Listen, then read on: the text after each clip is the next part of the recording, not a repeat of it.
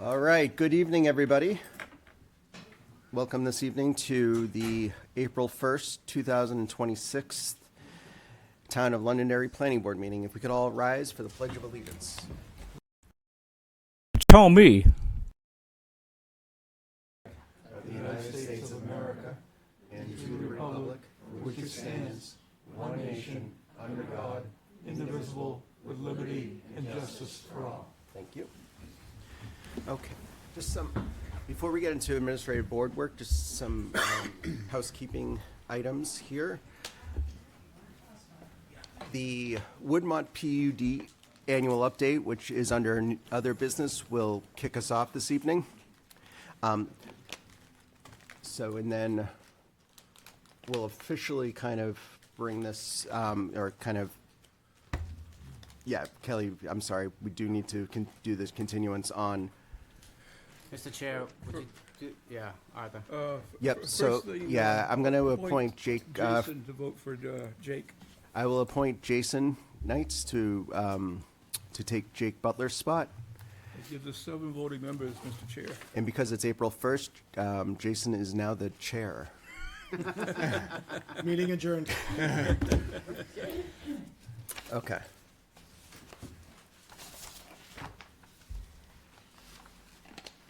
Very quickly, for those that are here for the public hearing for subdivision, for the Procopio public hearing, that is going to be continued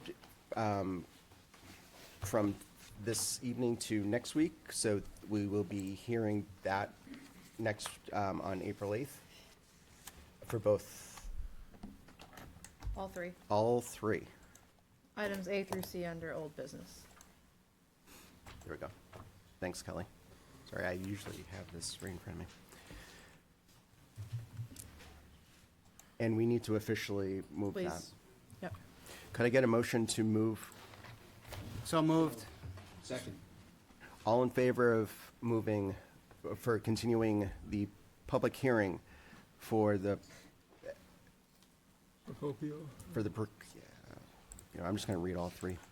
Oh, okay. For the public hearing for an application of formal review of subdivision of map 10 lot 41 to create a new 12-acre lot on Pillsbury and Gilchrist Road, 15 Pillsbury Road, map 10 lot 41, zone agriculture residential AR1 Woodmont Commons Plan Unit Development, Procopio Companies and Pillsbury Reality Development LLC, the owner, which has been continued from December 3rd, 2025, January 7th, 2026, and April 1st, 2026.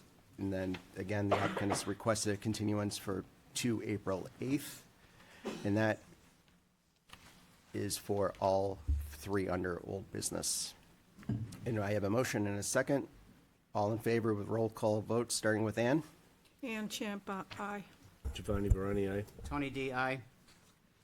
Just a note, there's 8 voting members total here. Thank So you, Mr. Rugg. Arthur Rugg votes aye. John Farrell, Jason Knights, aye. Sean Faber, aye. And the chair votes in the affirmative. This plan has been continued to April 8th, 2026, next Wednesday. This is your only notice of the continuance. Okay, moving along, so we'll kick off the Woodmont PUD annual update. Who from Woodmont is presenting or would love to kick us off?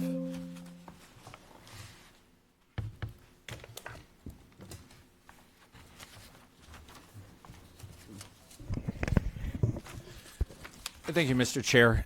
Kevin Smith, consultant with Pillsbury Realty Development, owners of Woodmont Commons. There's 2 portions of the presentation this evening, and Lucy Gallo, who has annually done the fiscal impact study as is required under the PUD master plan, is with us via Zoom tonight, and I'll let her present this portion of the presentations first. Welcome. Good evening. I'm on the Teams call. Can everyone hear me okay? Yes. Yes. Great. Well, it's good to be back. I'm here earlier than I have been in the past few years because the town did a fantastic job in getting all the required information to me much earlier than usual. I want to thank, a big thank you to Kelly Carone, Sarah Journey Lee, Justin Campo, Lisa Muse, and Amity Small. Their help and cooperation was invaluable. As usual, I'm just going to walk you through the report. We've been doing this presentation since 2013, so I think we're all pretty familiar with the process. Starting on page 4.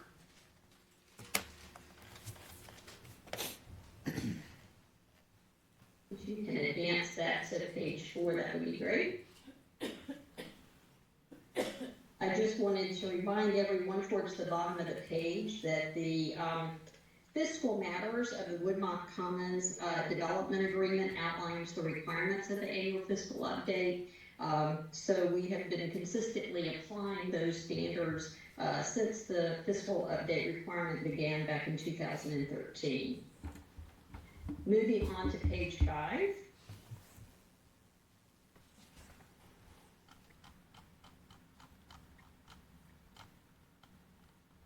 There is a measurement period in each annual fiscal update, and that fiscal measurement period for this particular year runs from July 1, 2024 through June 30th, 2025. In terms of the Woodmont Commons population, 520 residents were living in Woodmont Commons at June 30th, 2025, which is an increase of about 79 residents from the prior year, and that's primarily due to an increase in the population in Baldwin. Moving on to page 7, on table 2.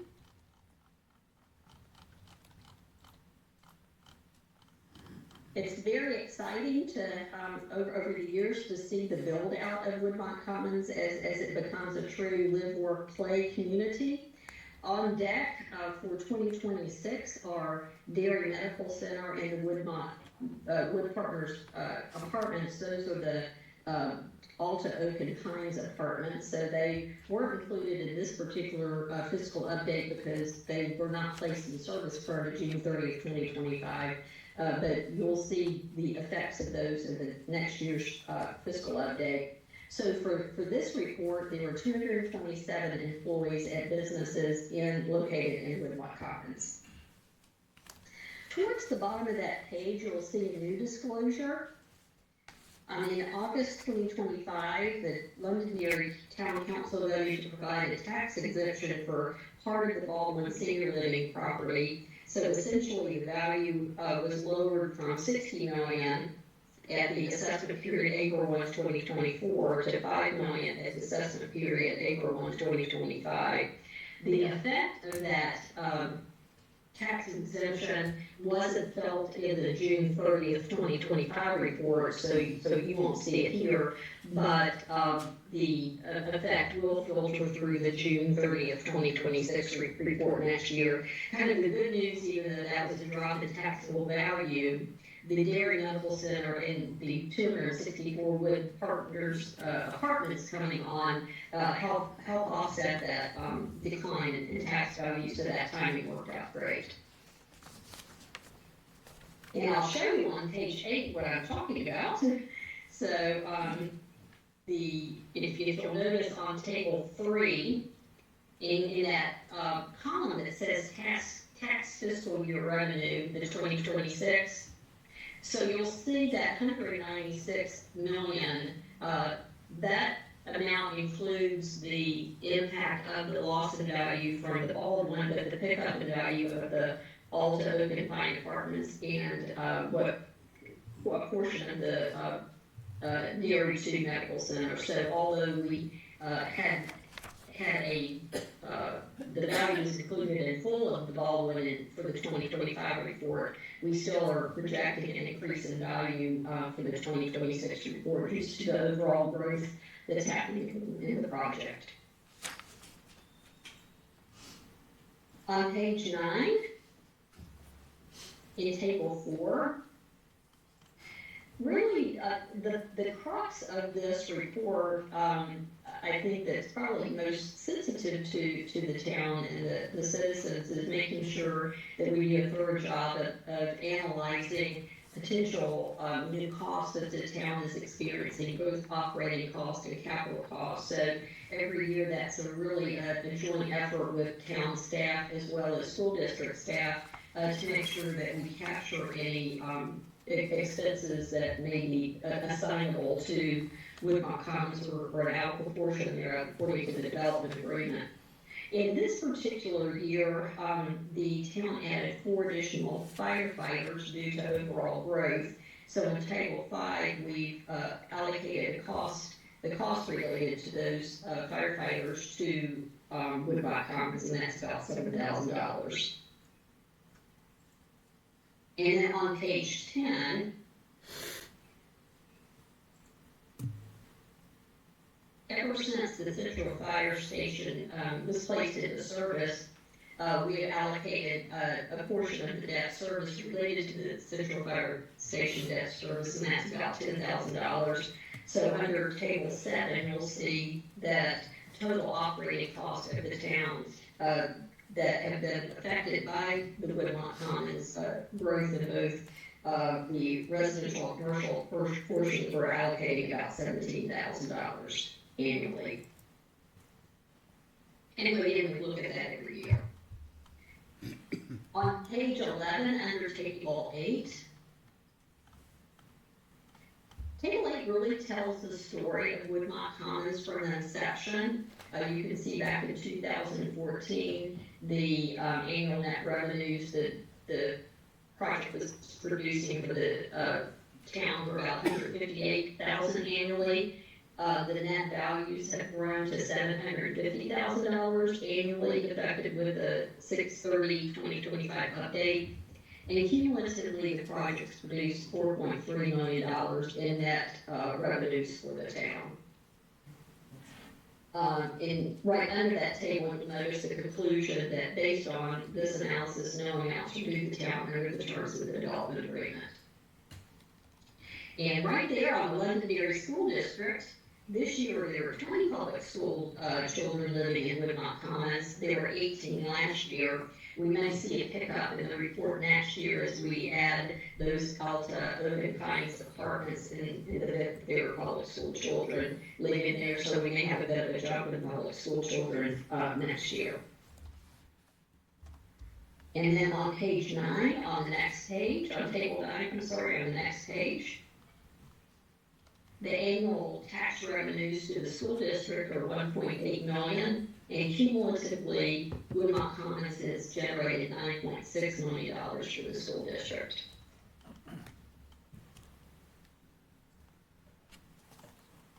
On page 13, the next page, thus far, there have, and this is kind of the center of that page, thus far there have been no allocable incremental operating or capital expenditures that Woodmont Commons has generated for the school district in this particular fiscal update.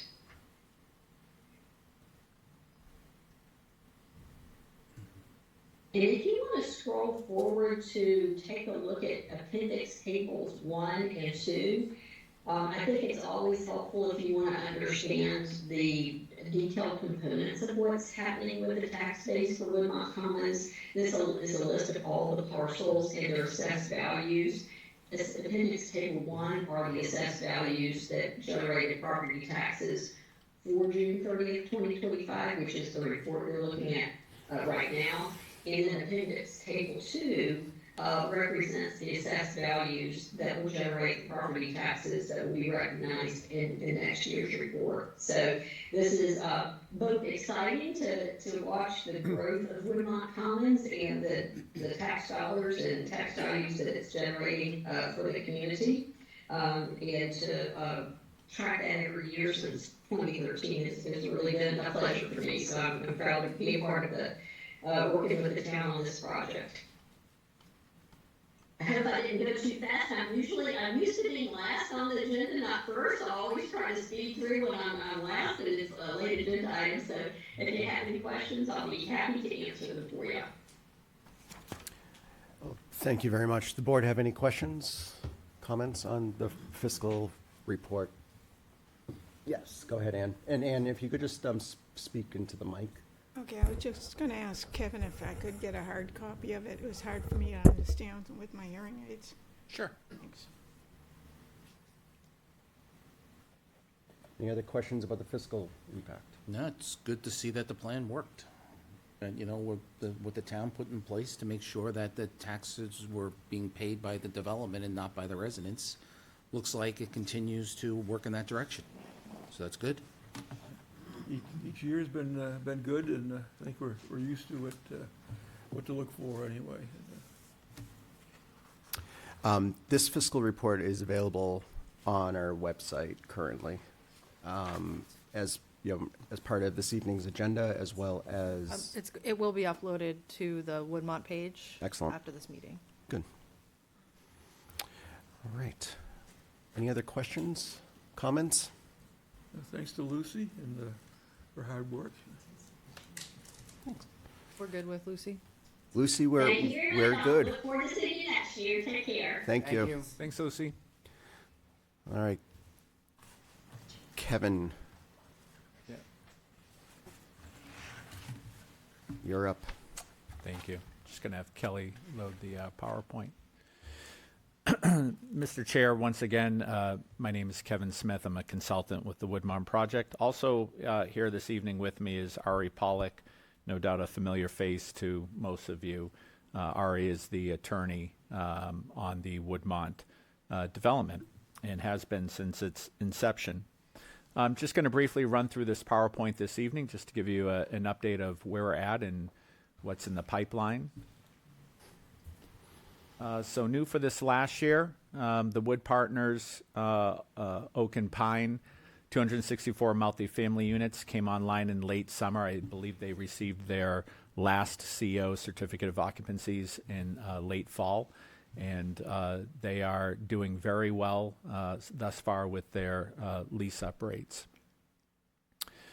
Beth Israel Leahy Clinic opened to the public officially this past February in 2026. That was originally built by Derry Medical Center. They then sold it to Leahy Clinic. And so we're very happy to be having doctors from the Leahy network now operating out of Londonderry.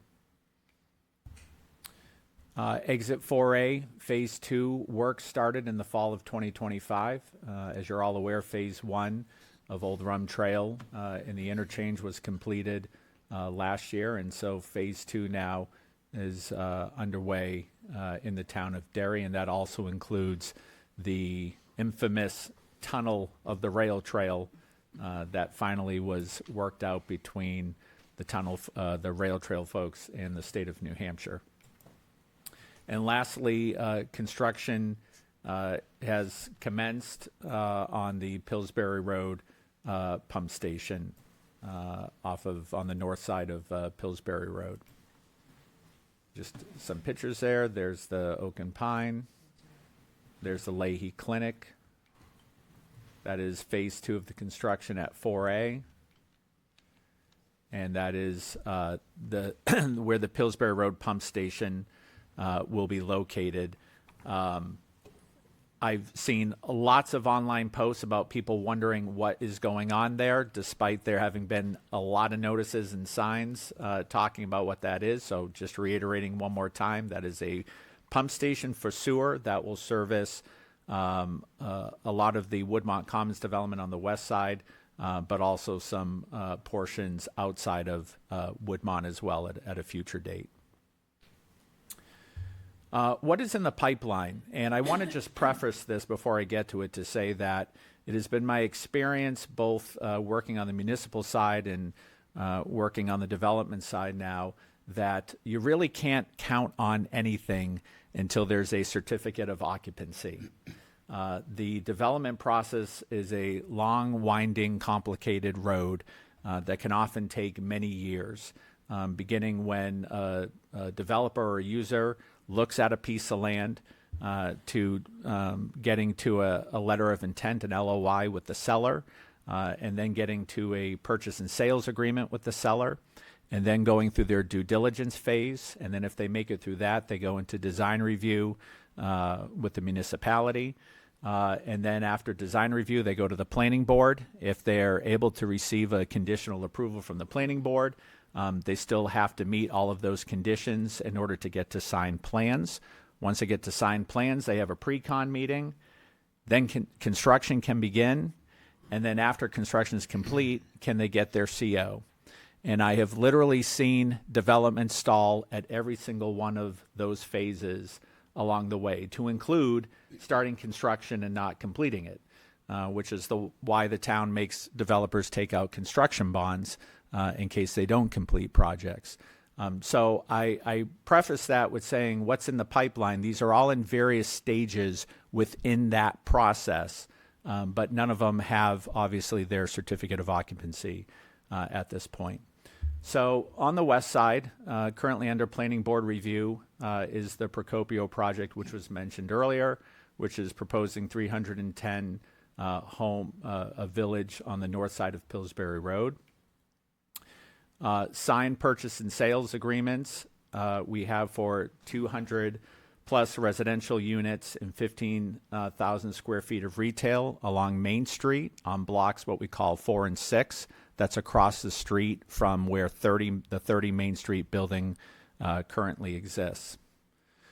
We also have a signed PNS for 30,000 square feet of a physical rehab center that would have 30 beds. Letters of intent. We have 2 letters of intent from hotel developers. And then also 6,000 square feet of retail restaurant use next to Derry Medical Center. And then interest, looking at land. We have a developer who is looking at the 1 block, that is the block right out in front as you enter the Woodmont Commons development after TJ Maxx, to develop retail and restaurant pads there.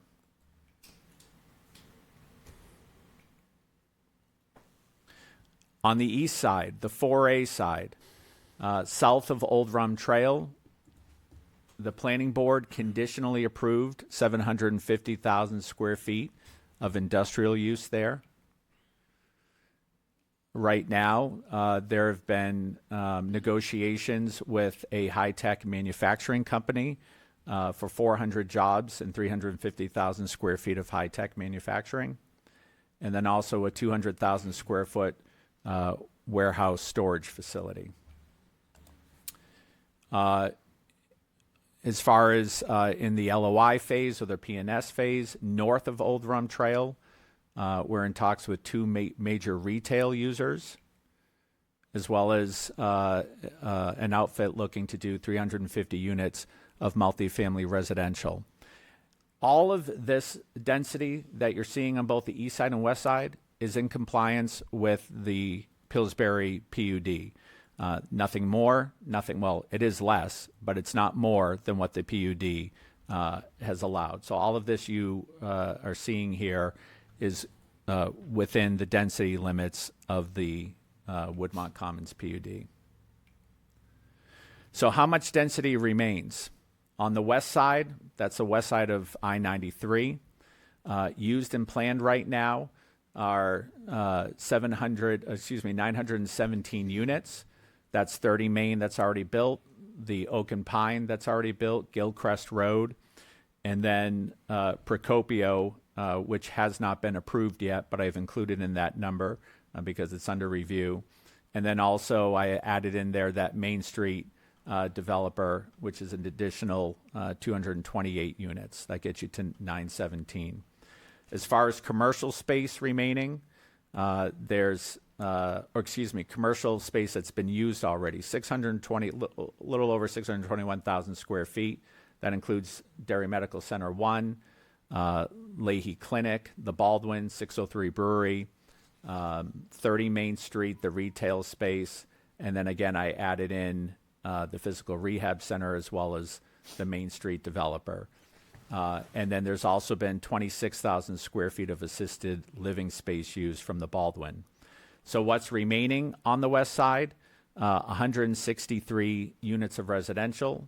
That breaks down into 53 what I'll call regular units and 110 ADU or studio 1 bedrooms of 750 square feet or less.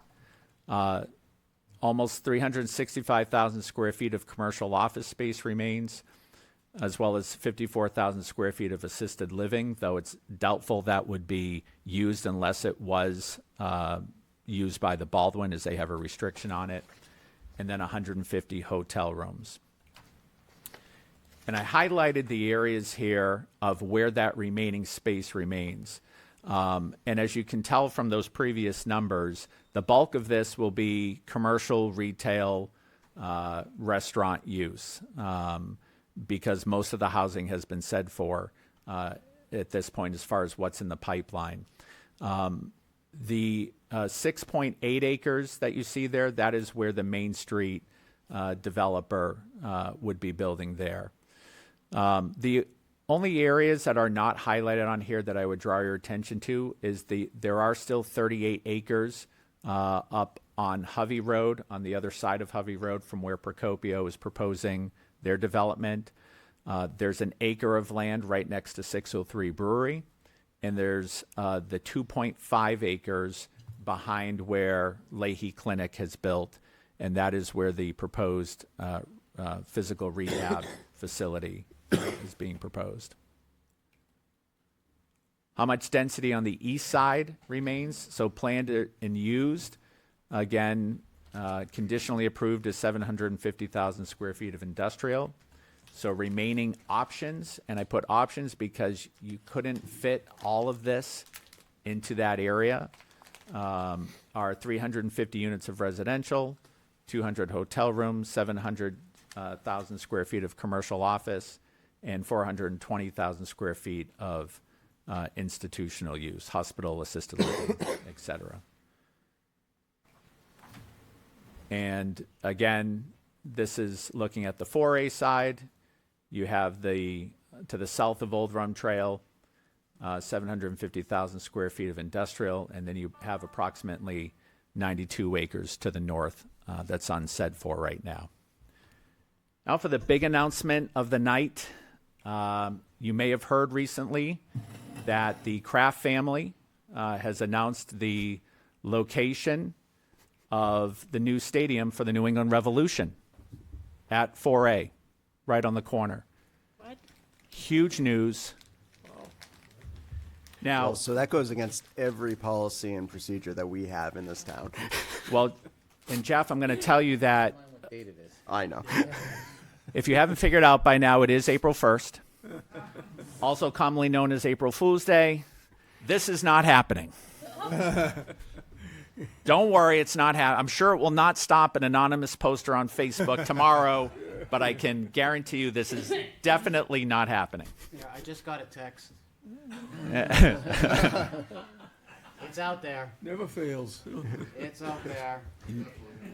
Kelly Ayott's calling me? Kevin was just kidding. This is definitely not happening. Not a joke, though, is the fiscal impact that Lucy went over. So, again, I don't think it can be understated. This is the net tax revenue that Woodmont has delivered to Londonderry. And it's important to say net tax revenue because this takes into account all of the expenses such as police and fire EMT calls over to Woodmont Commons, any school impact. That's all taken into account.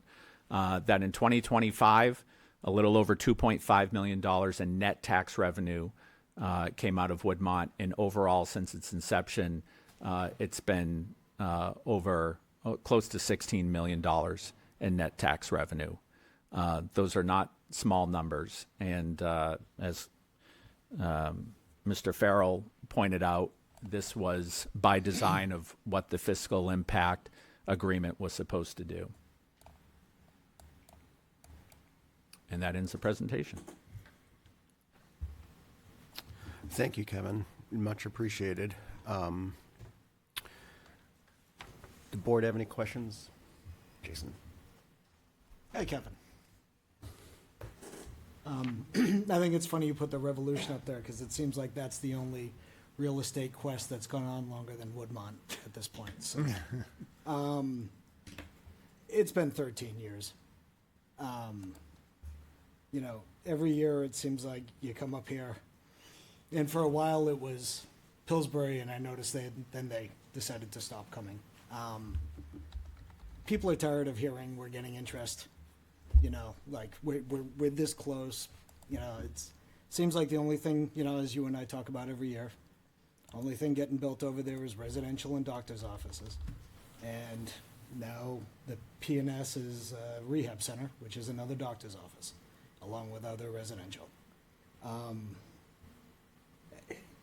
You know, I drive through Bedford and I see what they're building on 2nd Street there, or, yeah, 2nd Street. I drive, obviously, Tuscan Village is its own city practically at this point now, and those were both started after the master plan for this was approved. I drive down Michael's Way and I get a little embarrassed because it still just is a lot of scrubland surrounded by doctor's offices and apartments. The economic outlook, as you know, is getting worse by the day.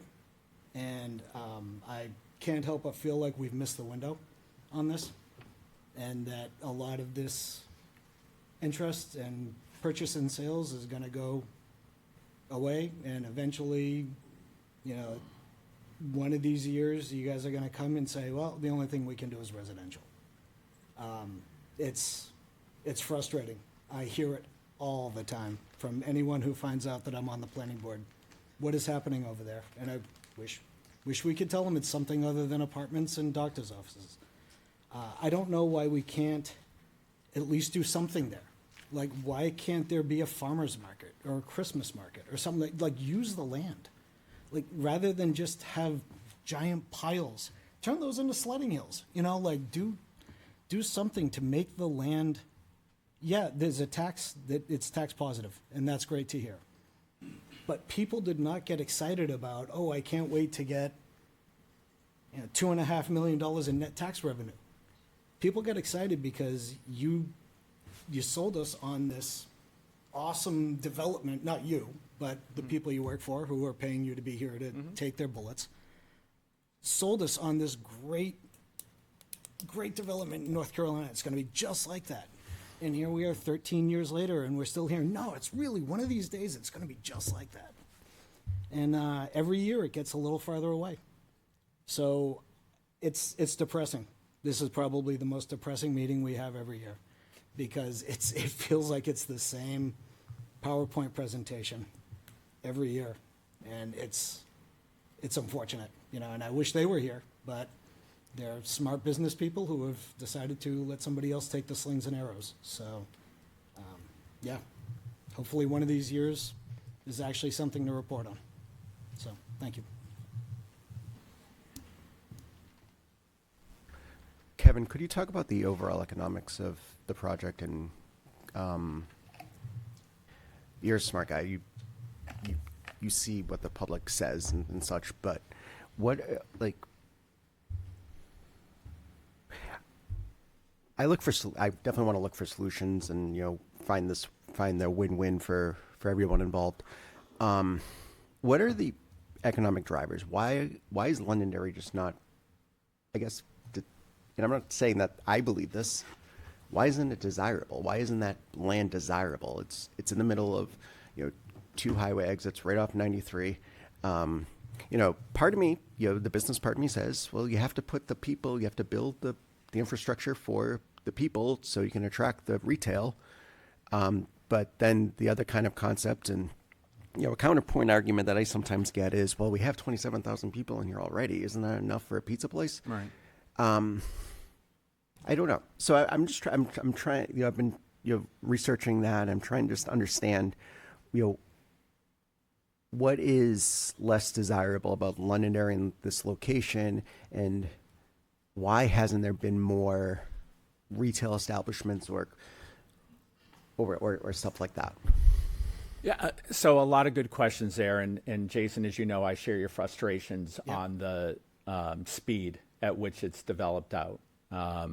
And I remain an eternal optimist on it as a resident in town and a neighbor almost of the development. And I think back to when it was first approved in 2013, and it was always said it was going to be a 20-year build out, and we are now in year 13, so it's got to get going.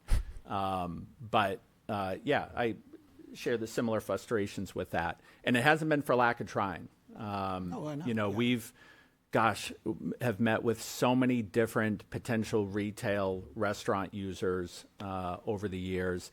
It's interesting because exit 4A, everyone wants to be there. It's right off the highway. They look at it as amazing visibility, and that's why right out of the gate we're getting all of this interest and people wanting to be there because of the accessibility. To us, as residents of the community, this area seems very accessible. Every single time that we have a potential user come in, I remind them that that market basket is number one in the state for sales volume. It's number one. 20,000 plus people a week go through that plaza. That's a staggering number. To a lot of these users, they see it as so far off of 102 that they got to drive into this development, and they feel like they're going to be out in no man's land. Now, if you talk to Chris Nickerson, who runs Derry Medical Center, he'll tell you the best move he ever made was leaving his old building on Buttrick Road and building there. He said because they get so much drive-by traffic and they've brought in so many new patients because they're so much more visible. So we use him to say, well, talk to some of these other potential users, like the hotel users, and tell them that this is not going to be as tough a sell to drive people here as you might think it is. There was the chicken and egg thing with the residential portion. When it was just starting out, the feedback was, we want to see more rooftops, Right now, all we see is open fields and apple trees, right? Well, now they're seeing the rooftops. And in fact, the people living in those rooftops are going, where are the amenities? We want to have restaurants. We want to have other things to walk to in and around Woodmont. So I think it's coming to a critical mass. And trust me, all of us within the Woodmont internal team want to see it happen. We want to see this development get to a finality and have it be done and have it be delivered with what was told to the community. I've read the stuff online when people say, well, we're not getting what we were sold that we're told we're going to get. Well, as I just showed you, there's a lot of land that's still not developed. And to this point, nothing that has come in thus far, as I said, is deviated from the master plan, right? There's a finite amount of residential. There's still a lot of commercial that can go in. And I can tell you, so long as I'm around and working on this project, there'll be no one coming in asking for one more residential unit over what has been given to the development. Because now the infill has to come, and the infill should be amenities that serve not only the residents of that community, but of the entire community. And as far as the economics, Jeff, yeah, they were probably better pre-COVID. There's no doubt about that. But stuff is still being built. There's still deals to be made. They're tougher to get them to pencil out in today's environment than they were 5 years ago. But I'm not seeing a complete drawback. We're seeing the restaurants get built. I think I told the story last year that, we had the folks in from the Copper Door. We put the hard sell on them to put a Copper Door in downtown Woodmont. And the feedback, two things we were told. One, it's too far off 102. We're not going to get the visibility we need, which I was like, you need visibility? Like, everybody knows the Copper Door, and it's always packed when you go there, whether it's Bedford or Salem. And the other feedback I got was, we're already in Bedford and Salem, we're capturing Londonderry. And that's the mindset, right? But we're not going to keep pushing for those things because we know the community wants those things. We want those things, so that when you go through there, you are just as proud as when you drive through, say, a Tuscan village. me ask a question.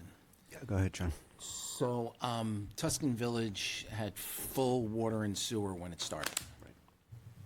And Second Street over in Bedford had full water and sewer when it started. When are you going to have full water and sewer? Because I know you don't have the capacity in Derry. Right. We'll have full water and sewer capacity once that sewer pump station on Pillsbury Road is completed. At that point, we'll have the entirety of sewer and water available to serve the density that was in the master plan. So to your point, John, that master plan was passed with the density, but neither the water nor the sewer to support it at the time. The water's now there. Penachuk built the water tank and the transmission line and pump station last year. So now the water's there to serve the entirety of the development. The sewer will be there hopefully in December of 27 when that's completed. So what Jason's talking about, you're not going to see until that's complete. Correct, because Just- right. Yeah. Right now, there's not enough. But it could be argued, why did it take 12 years to get to that? Because it costs about $20 million. But that's part of the cost of developing this thing, right? I'm not disagreeing with you. I'm just saying why. I mean, like, if you knew that you needed water and sewer, and why did it take 12 years for it to get to that? Well, no, but it shouldn't be lost that there is a big cost to all of it. Yeah. You know, if you look at what went in Woodmont to begin with, before any building showed up, you had a widened Route 102. You know, that state didn't pay for that portion around Woodmont. Woodmont paid for it, including Hampton Way, parts of Gilcrest Road, all those lane widenings. That was all borne by Woodmont. Then it had to put the roadways into the development leading up to Pillsbury and had to build the sewer infrastructure, the water infrastructure, the gas infrastructure, and all the drainage ponds before a single building ever went up. I mean, you're probably talking around $30 million just in infrastructure. Which should have been considered in the development costs. Well, and it is, but when you're doing this project, it's such a large project, it couldn't be done in, say, 5 years or 10 years. That's why it was always said it was a 20-year build-out. Now a lot of that infrastructure is in. And, you know, with receiving the grant, or the town receiving the grant from Washington on the sewer infrastructure helped out tremendously in getting that pump station built, because that pump station is, what, $6.5 million, John? So there's definitely, we agree, there's cost to development. In this case, there's a lot of cost to that development. Yeah, my point was the speed is, Yeah, no, the infrastructure was there already in the other two places. I get that. The Kevin, question can I was ask why a it took that question? long.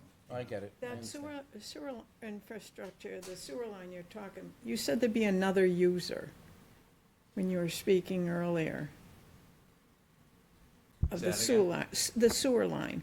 Oh, no, That's what I going- was saying is that sewer pump station and the transmission line to connect it to Manchester will primarily serve Woodmont, but I believe there might be capacity, John, to serve, It's primarily Woodmont. yeah. There may be some excess capacity there that will also For serve, Londonderry? potentially. Okay, I hope, More I of a was John glad you question didn't say than it is a Kevin Manchester. question. So, I was glad you didn't say Manchester or a different town. I No. appreciate that anyways, if you do have the excess capacity. So, Tony? Thank you, Mr. Chair. So, there's a bunch of takeaways here, and I'm very fortunate that I don't participate in the online forums for a whole bunch of reasons, but occasionally people throw screenshots at me, which are much less painful than the other shots you could be getting. The north side housing that's going to come in was always going to be housing, correct? Yes. It was, the housing on that side was always part of the PUD master plan and part of the development agreement. It was, and I would also add that if you actually look at the PUD master plan, it called for housing and some commercial development up there as well. Under the plan that's been presented, there's no commercial development in that section, just the housing. Yeah, so, the fact that the, keyboard warriors, are screaming about excess development and excess housing is not true? It's not true in the sense that the planning board approved those number of homes there when they approved the PUD. Thank you, that's all I have. But some of those homes were above commercial, Could have been. yes. So is it, may I? Go ahead, Tony. So is there a point, what are you saying? No, I just remember the whole plan, because I was there. I understand, I was too, but I don't understand what, does the comment mean that, That there was also commercial planned up there. so you're saying it would have been better with commercial, or it doesn't matter, or I don't understand what the comment is? No, I mean, It's just an I observation? like the original plan, and if this is the best, I shouldn't say it is the best that can be done, because I was looking for the commercial development anywhere on the property, basically. And it is a lot of residences up there, and it would have been nice if there was something for those residents across the street, you know? I say, I get it. But just to put a bow around it, it's the same number of units. I know. I'm asking, is it? It is the same amount of Yes. units. It's just that there's, to Ann's point, there's no services for those Yeah, units. Up in that area. Yeah, is that what? Yes, Thank you. exactly. Thank you. Now, I couldn't figure out where it was going, so, thank you, I appreciate it. All set, Mr. Chair. Any other questions from the board? And again, there is no soccer stadium coming. I want to be very clear about It's that. too late. You have to repeat that about 50 times. I'm taking that slide out when I have to post this. Yeah. I'm not dealing with those calls. You can take them. It's too late. You can't unsee it. Kraft would never move it out of Massachusetts anyway, so we're good. Yeah, but that parking lot for 5,000 cars. Well, they are saying that the Excellent. minor leagues. All right, Kevin, and, thank you very much. Next order of business is administrative board work. Mr. Secretary, do we have any minutes to approve? We've got 3 sets of minutes, Mr. Chair, and I'll motion that we approve the minutes of March 4th, 2026, as Yep. presented. I have a motion on the table. So moved. Second by John. Did he make the motion? Tony made the motion. I thought he was, Art made the motion. I made the motion, I'll second Tony did the I'll- second. okay. John can go next. My apologies. Man, it doesn't matter. All in favor, starting roll call vote, starting with Ann. And Champa, aye. Giovanni Barani, aye. Tony D, aye. Arthur Rugg, aye. John Farrell, aye. Jason, I'd say. Sean Faber, aye. Chair votes in the affirmative. Next set. Mr. Chair, I'll move that we adopt the minutes of March 11th, 2026, as presented. I have a motion. Do I have a second? Second. Second by Sean. All in favor, starting roll call vote, starting with Ann. And Champa, aye. Giovanni Barani, aye. Tony D, aye. Arthur Rugg, aye. Abstain, I was not here. Jason, I'd say. Sean Faber, aye. And the chair votes in the affirmative. Mr. Chair, I'll make a motion, we approve the minutes of March 23rd, 2026, as presented. Just a point of order, that was the PUD review. PUD, yes. Excellent. Okay, thank Monday you. night meeting. Thank you. So there were very few people. Right, That so one, right? He just had a quorum. I think And at that one quorum's time we had probably- 6. I'm gonna hold that for the next meeting. let's hold that one for more bodies, particularly the ones that were in there. Okay. Yeah, that's a good move. 3 of you were here. 4 of you were here. Oh, so we do have a.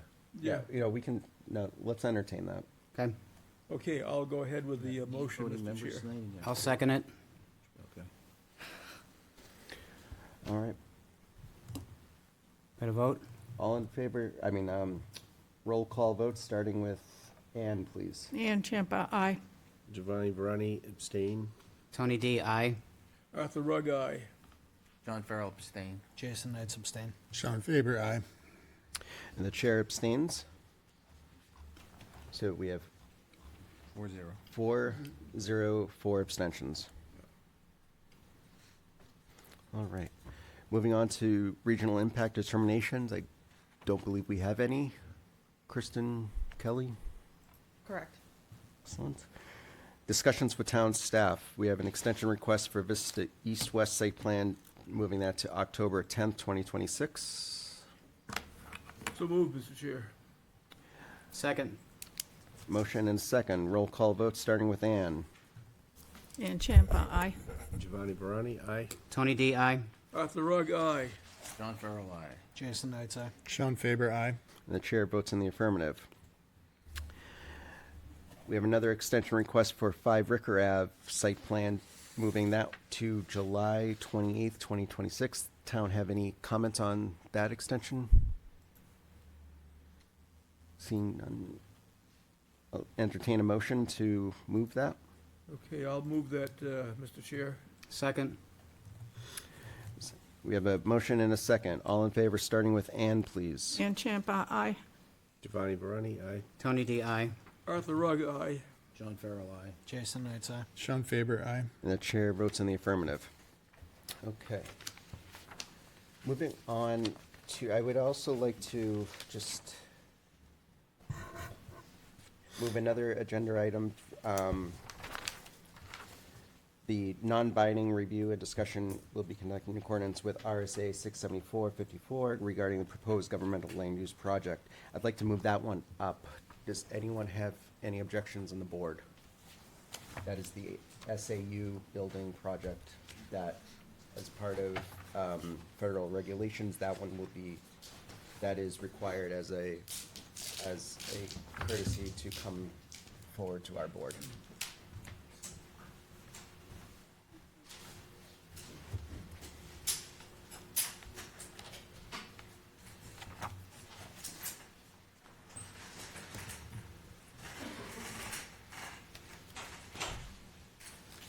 What happened?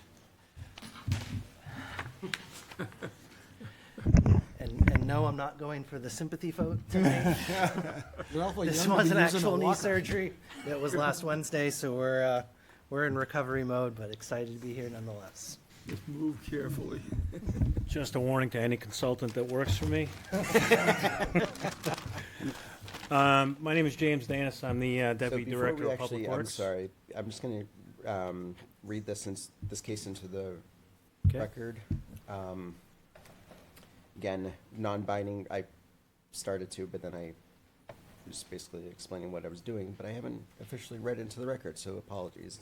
We have a non-binding review and discussion will be conducted in accordance with RSA 674:54 regarding a proposed governmental land use project. The project consists of construction of a 5,000 square foot addition and associated parking expansion to the existing town hall, SAU 25, as well as a 5,300 square foot addition to the police department impound storage area. Additional site improvements include stormwater management upgrades, installation of sidewalks, and ADA accessibility enhancements. The proposal further includes a request for a conditional use permit for a permanent wetland impacts totaling 5,614 square feet and temporary wetland impacts totaling 916 square feet. 268B Mammoth Road, tax map 9, lot 45, zone AR1, Town of Londonderry is the owner and the applicant. Okay. Sorry about that. I'm only the vice chair. Oh, fantastic. He's learning. All right, so once again, my name is James Danis. I'm the new Deputy Director of Public Works. Welcome. I'm here with Nick Golan, who is with TF Moran and the designer of the site project. You've already said it. We're here in compliance with RSA 674, and we're just kind of looking for input and everything on our site plan. Again, we submitted the site plan application in accordance with normal procedures, as well as a conditional use package in accordance with normal procedures. We also attended the Conservation Commission meeting last week to go along with a wetlands impact and a buffer impact supported by the conditional use and parking in that area. So with that, I'd like to hand it off to Nick to do the lion's share of the presentation. Thank you, James. Fairly straightforward, so I'll give you the facts of what we're proposing. An expansion of the existing building to accommodate the SAU of approximately 5,000 square feet with a corresponding parking lot expansion that will ultimately accommodate 70 parking spaces. The project is phased, and it's purposely such, the first of which is to accommodate the building expansion. The area as depicted on the plan on your screens to the left would accommodate approximately 32 parking spaces, but it is initially intended to provide for the opportunity for construction laydown. As all of us know, parking here at the town hall can be problematic at times, so this is looking to resolve that outstanding condition of perhaps some deficiency in parking. As mentioned in the opening, there will also be approximately 5,300 square foot expansion of the impound yard. This is just an example of the town doing its due diligence, realizing they're going to have mobilization costs, and there is a no need to also expand the impound area. So we're going to take advantage of that opportunity as well. In addition to those two improvements, we are having the opportunity to add 2 ADA parking spaces that will be centrally located basically right at the front door, as well as providing some sidewalk improvements for better mobility and interconnectivity of the site. In order to accommodate this, we will see a wetland impact as part of Phase 2. So if we flip to the site layout plan for Phase 2, we do see we have an approximately 5,400 square foot permanent wetland impact with just under 1,000 square feet of temporary impact. So those impacts, the area in red is the wetland impact. You can see that we've really just skirted along the outer edge of that wetland. The larger, more functioning wetland community is located further to the north. And that area blue represents what is the wetland buffer impact, which is a little under 20,000 square feet. Other improvements to the site, we'll have some site lighting improvements, some minimal landscape improvements. One comment we did receive from the Conservation Commission is if there was the opportunity to evaluate further landscaping within the parking lot, which will be taken under consideration as part of a value add. From the standpoint of utilities, we have what we need on site presently. There's an existing sewer stub that we'll connect to service this building. I believe most people in the room already know, but the area of this building expansion previously housed a building. So we really do have the necessary infrastructure in place to accommodate this. So water, sewer, gas, all those interconnections can be made. Well, as far as managing our stormwater, it'll be a closed drainage system. So catch basin to a pipe to a head wall, that'll then drain to a filtration basin. The intent with that filtration basin is to dissipate the improvements of the parking lot so that we can provide appropriate stormwater treatment consistent with your site plan regulations. I would note that it is a partial stormwater management plan, doesn't carry with it all the normal bells and whistles, but does allow us to evaluate the improvements that are being proposed and to confirm that there's no increases in the peak rate of runoff specifically to the parking lot that we're looking to install. Other site-related items, I think I mentioned that we'll have some site lighting improvements, dark sky compliant, and I will leave it at that, folks. We had the opportunity to meet with the Conservation Commission.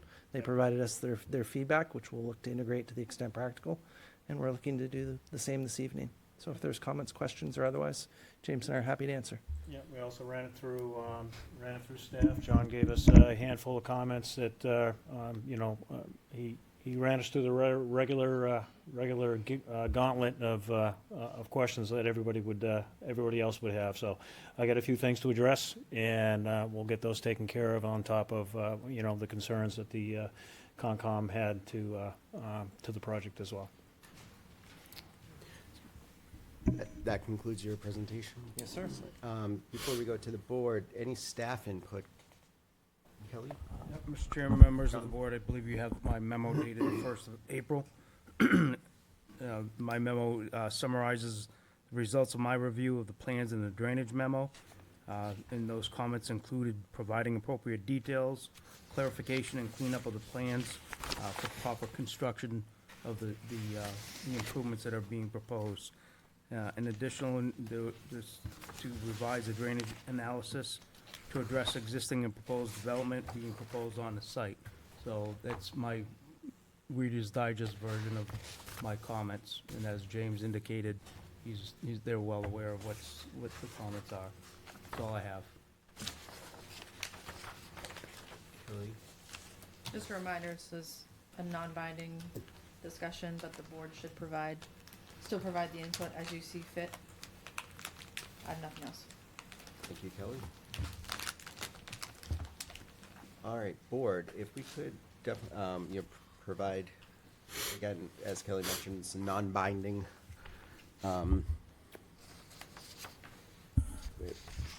Non-binding, Yeah, we can't make it binding. right, Yes. right. And this is really our only opportunity to provide feedback for this project.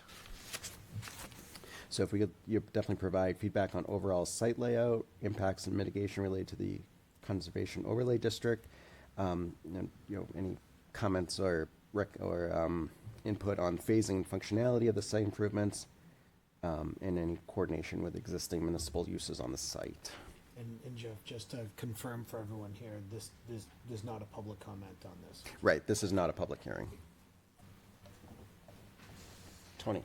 Thank you, Mr. Chair. So to say it a different way, a municipality does not have to follow its own rules. And it's a courtesy when the municipality comes to the planning board. And this is the same process that has happened for all the capital projects that have happened in the town of Londonderry since I've been here, since 1978. So when the library was built, when the high school was built, when the high school gym was built, when the central fire station was built, when north and south fire station was built, when the police station was built, when this town hall was built, all of those things, everybody talks to each other, but it's not, there's nothing binding from anyone. So appreciate the amount of detail that's in this report. It is, from my experience, it's a lot more detail than I've personally seen in the past, and I appreciate that. And, it is what it is. You're replacing a building that was already here. All the infrastructure's pretty much already here. You're going to address the parking situation. Conservation has said their piece, and I wish you the best of luck. Thank you. Thank you. Oh, Mr. Rudd. Under the landscaping plan, could you include, this is just a request, purple lilac? It's the state flower. I do realize it was a cardinal sin to come in with a landscaping plan in Londonderry without purple lilac. But we will further evaluate the potential for its inclusion. There's a few engineers that have been trained. It's non-binding. It's non-binding, so it's up to you. Comment noted. Also, the school district too, I'm sure, is watching. The lighting fixtures, is there gonna be a continuity with what's out there now? That's the intent, yes. Okay. And the other I had was where the construction and the trailer is there still easy access through the front door of the town hall so people can, The construction trailer for the building addition itself, the actual project? yes, Yeah, so it's actually intended to be out in the courtyard here, just on the other side On the of other the side. back entrance. So through some discussion and agreement, we staff agreed to let them have it relatively close to the addition. The concern was any of their construction activities impacting existing parking spaces, which we emphatically said no to. So that's why that gravel area, that stage one, is going to be built first, so that they can occupy an area for laydown and storage and Conex boxes and that kind of stuff. But their trailer and a few other incidentals will kind of occupy the courtyard and some of the green space while they're working. Thank you. It's a good project, so. Thank you. And it's great to see people working together. That's the intent of how we like to do it, so. There was one comment on landscaping related to the parking area itself. DPW actually has a variety of trees that we are looking to plant, around the parking area. So I believe that satisfied the Concom's question on landscaping, just to kind of supplement what we already have shown on the plan. And that's where our list in our site plan has come from, is Conservation Commission. So. Yep. Any other comments from the board? Is that really now a dog pound? That area in the top right? Officially, I honestly don't know. It's what the police department uses whenever they have strays or Oh, okay. missing animals. I never knew that. Series of There's an kennels with an existing- outside area. There's an existing area there right now. I It's thought been there was very- just cars that were damaged. That seems Yeah. like what I'd see up There's an there. existing run back there. Okay, thanks. From what I've seen, Ann, is very unobtrusive, so. Must be, I can't say it. Any other comments? That's it. Be good to get this done. All right, Godspeed. Perfect. Thank you for your time. Have a good Thank night. you very much. All right. Moving on, going to be moving on to old business. We have a public hearing for an application for formal review of a subdivision of map 10, lot 41. Nope, where's the, that's not the one. Just the two new business, I think we have left. Sorry about that. Oh my gosh. This is one right here, Jeff. Yeah, I apologize. We have under new business, new plans, a public hearing on an application for formal review of a site plan for a retail car dealership and associated site improvements in the Commercial 2 C2 zoning district 6, Dickey Street, tax map 10, lot 109. Leon and Tamara Lamps as the owner and the applicant. This case is now read into the record. Would like to check for completeness.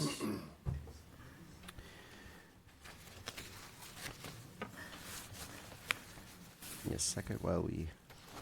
There are two checklist items. So, Mr. Chair, there's an error in the memo. I said there were two outstanding checklist items, but then underneath that, there's actually 4. So, There's 4. yes, Okay. Kristen, could you review those? sure. The first one is some utility clearance letters. The second one is the architectural elevations. The third one is the lighting plan, and the fourth one is other legal documents, easements, and such like that.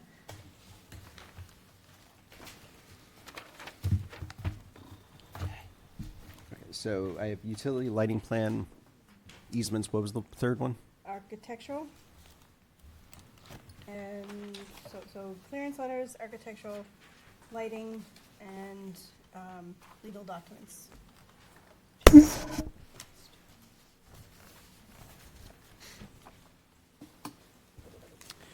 Okay. So there's 6 in all? Kristen? No, just Okay, yeah.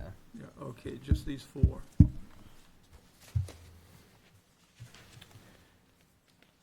Mr. Chair, I will make a motion that we waive for acceptance only the checklist items that Kristen had just read, so there'd be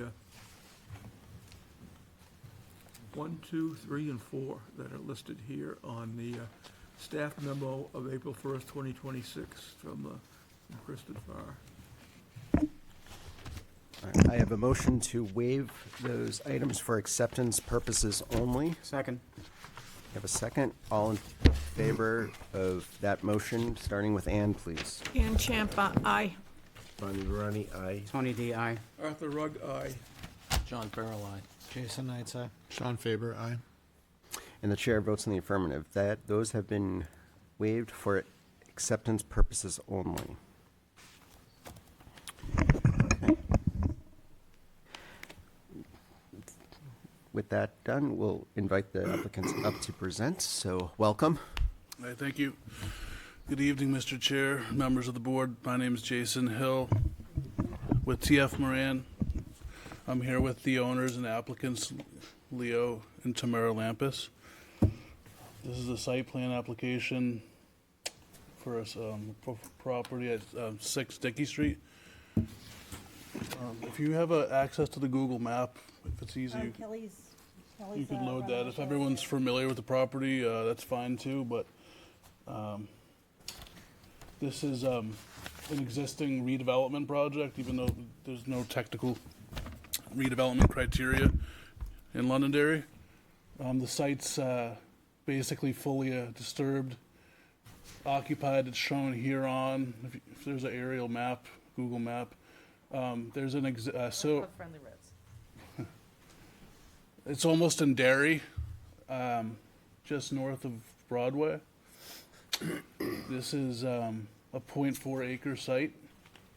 It's bounded to the south by a restaurant, like a sports bar restaurant type. Friendly Reds. Friendly Reds. Friendly Reds. So thank you. And then they were bounded along to the west by auto auction in New England, wholesalers. And then primarily the rest of the abutting is the residential, sites, along Dickey Street and such. So this is the purpose of this, is so that Leo and Tammy can essentially, they own an existing auto sales business they've operated for several years. And in order to expand the clientele base per se to a retail, instead of solely wholesale, just enables them to sell to more people. They're required to come before you to get a site plan approval, as well as we had to do some other things, like we got several variances from the zoning board. And so that's the purpose. And this project is essentially to keep the existing building and do some site improvements, relatively minor site improvements. There'll be no change in the utility services. What we actually looking to do is to remove so it's basically essentially gravel and pavement, the site today, with a loop driveway around it. And you can see they're storing inventory on the south side with access, a loop road around the building itself. And so we're going to reorganize that. We're pulling in the footprint on all sides except for along Dickey Street. We're going to consolidate the development and keep the existing building and delete the loop driveway on the north curb cut, and essentially create a small parking lot in the middle where that bush is for customers and for the one or two, the low amount of staff. So this business is it's not like Garponi or something where it's not open to the public anytime you come fast, you move a lot of vehicles. This is slow. They call ahead, arrange for a meeting on site, the customer. So you're talking about a limited volume, limited activity, limited traffic. One at a time. For the most part, it's one at a time. So that's what we're looking to do.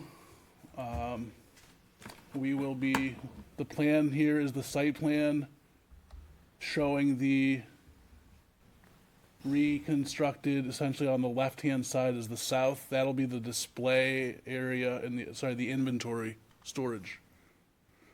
And on the other side of the site will be the parking for the staff and customers. That's how it's set up. Several of the waivers actually are non-applicable essentially because they get into the parking criteria, whereas like we're actually using that area for storage, but we applied for the waivers, basic, so I can get into that in detail, but essentially we're talking about a very small parking lot and a vehicle storage lot and some landscaping. That's all kind of we're doing, and some drainage improvements. So this plan shows all of that. The building at the center, the storage of vehicles on the left-hand side. There's an existing garage on the top is the page that'll be retained. And then we'll have a stormwater management facility, which is a gray rectangle there at the end of the parking lot.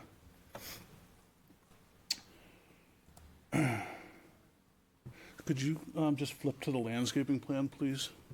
Thank you.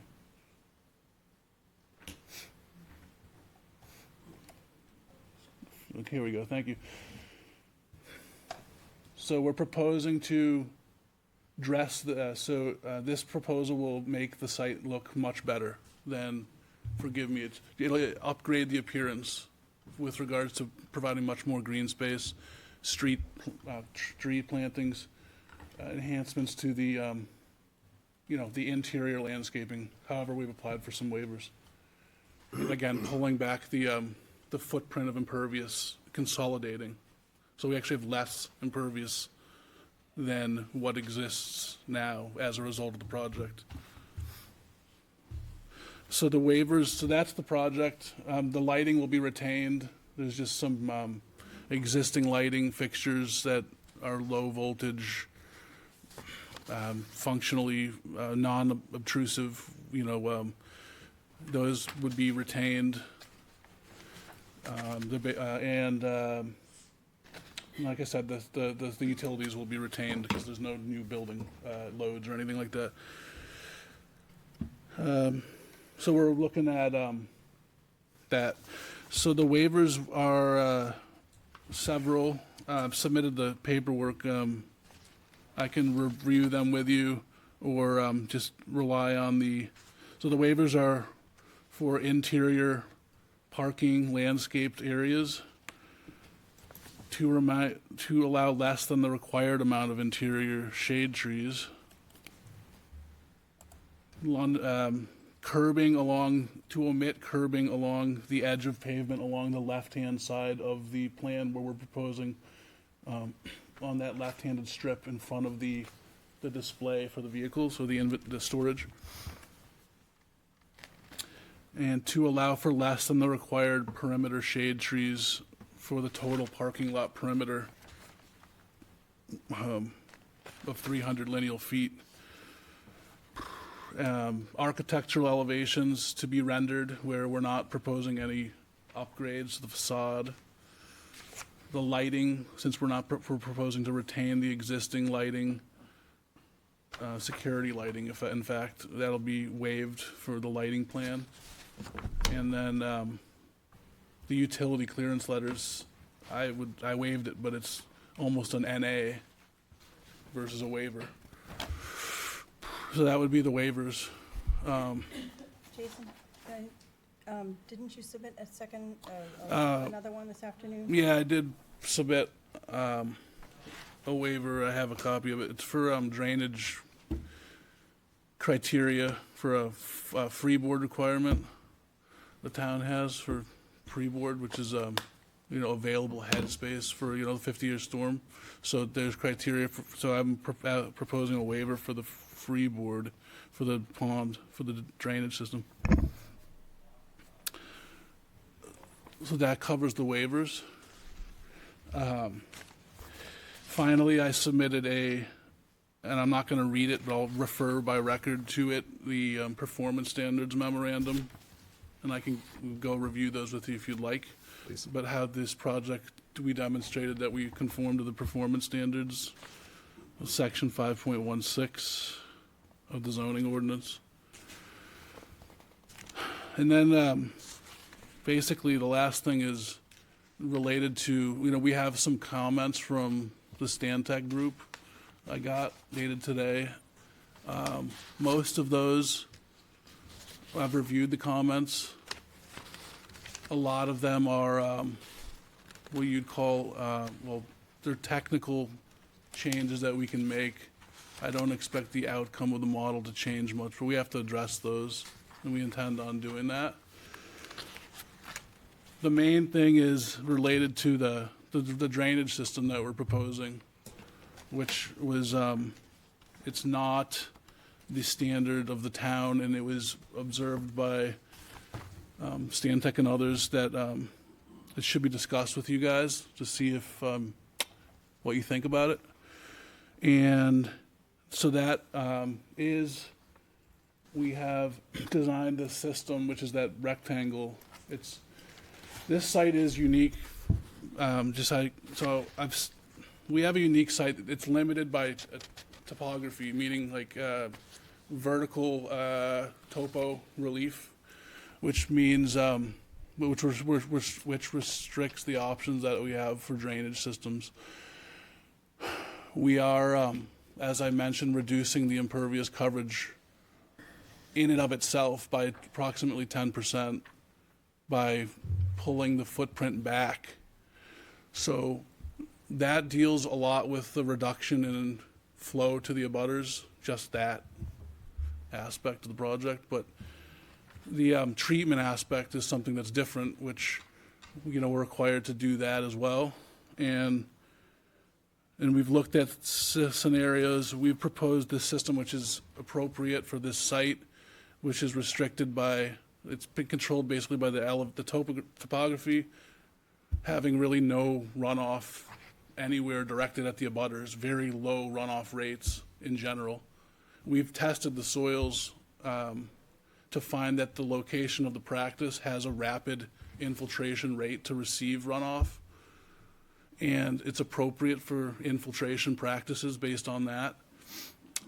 And because of those constraints with the elevation and the topography and the fact that we have a 0.4 acre site, we don't have a lot of real estate left to put in alternative systems that would render this development non-practical to keep them using the land how they're already using it. So those factors, the practicality and the site constraints, have led to this design of an appropriate system of infiltration. It's actually a filtration system because of the rapidity of the soil to receive water. You actually have to filter it instead of just discharging it to treat the water. And so the design does that. And we do have a porous pavement system, which is it's the UNH spec. I think it's what we did, and I wasn't involved with it, for Stonyfield. This is the UNH spec. I have extra copies, but it involves the details of the design and such of that system. So that's the approach to stormwater here for this project.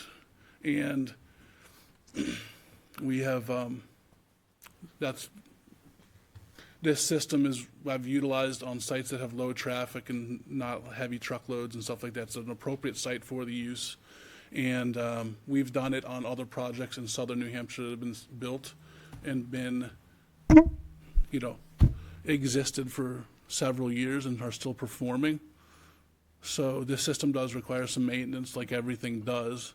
And we've baked that into the template for this project, the plans and the report that will require the maintenance activities to be done.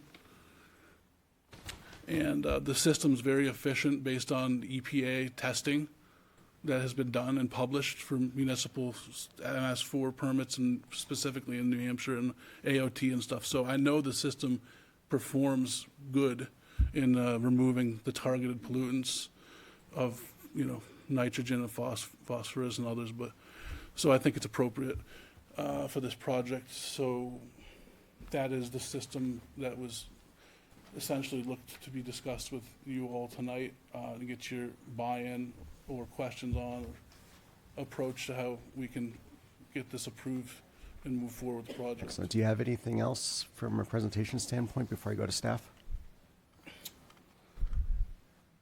We did I was not at the conceptual meeting last summer with the board. We did, the applicant held one. This system was described my understanding is this was mentioned to the board as an approach. Take that with a grain of salt because it is a non-binding hearing, but it was proposed at that point in time, and my understanding was there wasn't any significant pushback or issues with that approach then. So that would be pretty much all for now. Thank you. Anything else? Great. Kristen, do you have anything from, or yeah, who wants to go first, Kristen or John? Me. Kristen, go ahead. So there are 7 waivers that were submitted with the application, and then the one that was received just today, so we haven't had a chance to really look at it. So I don't really have any good comment on that. But if you want me to go over the waivers, I can do that. So just to clarify, the waiver that was submitted today, staff has not had the opportunity to dissect it. Right. Okay, thank you. Oh, did you want me to go over the other ones? Yeah. Okay. All right, so the first one, Jason already mentioned these, but I'll just repeat. It has to do with the interior parking lot landscaping. It should be at least 10%, and they have, I don't think they have any at all, right? That's, I think it was 0. That would be,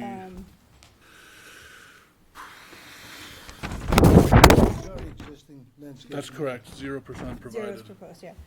The next one was 310G3, and that has to do with interior shade trees, same reasoning.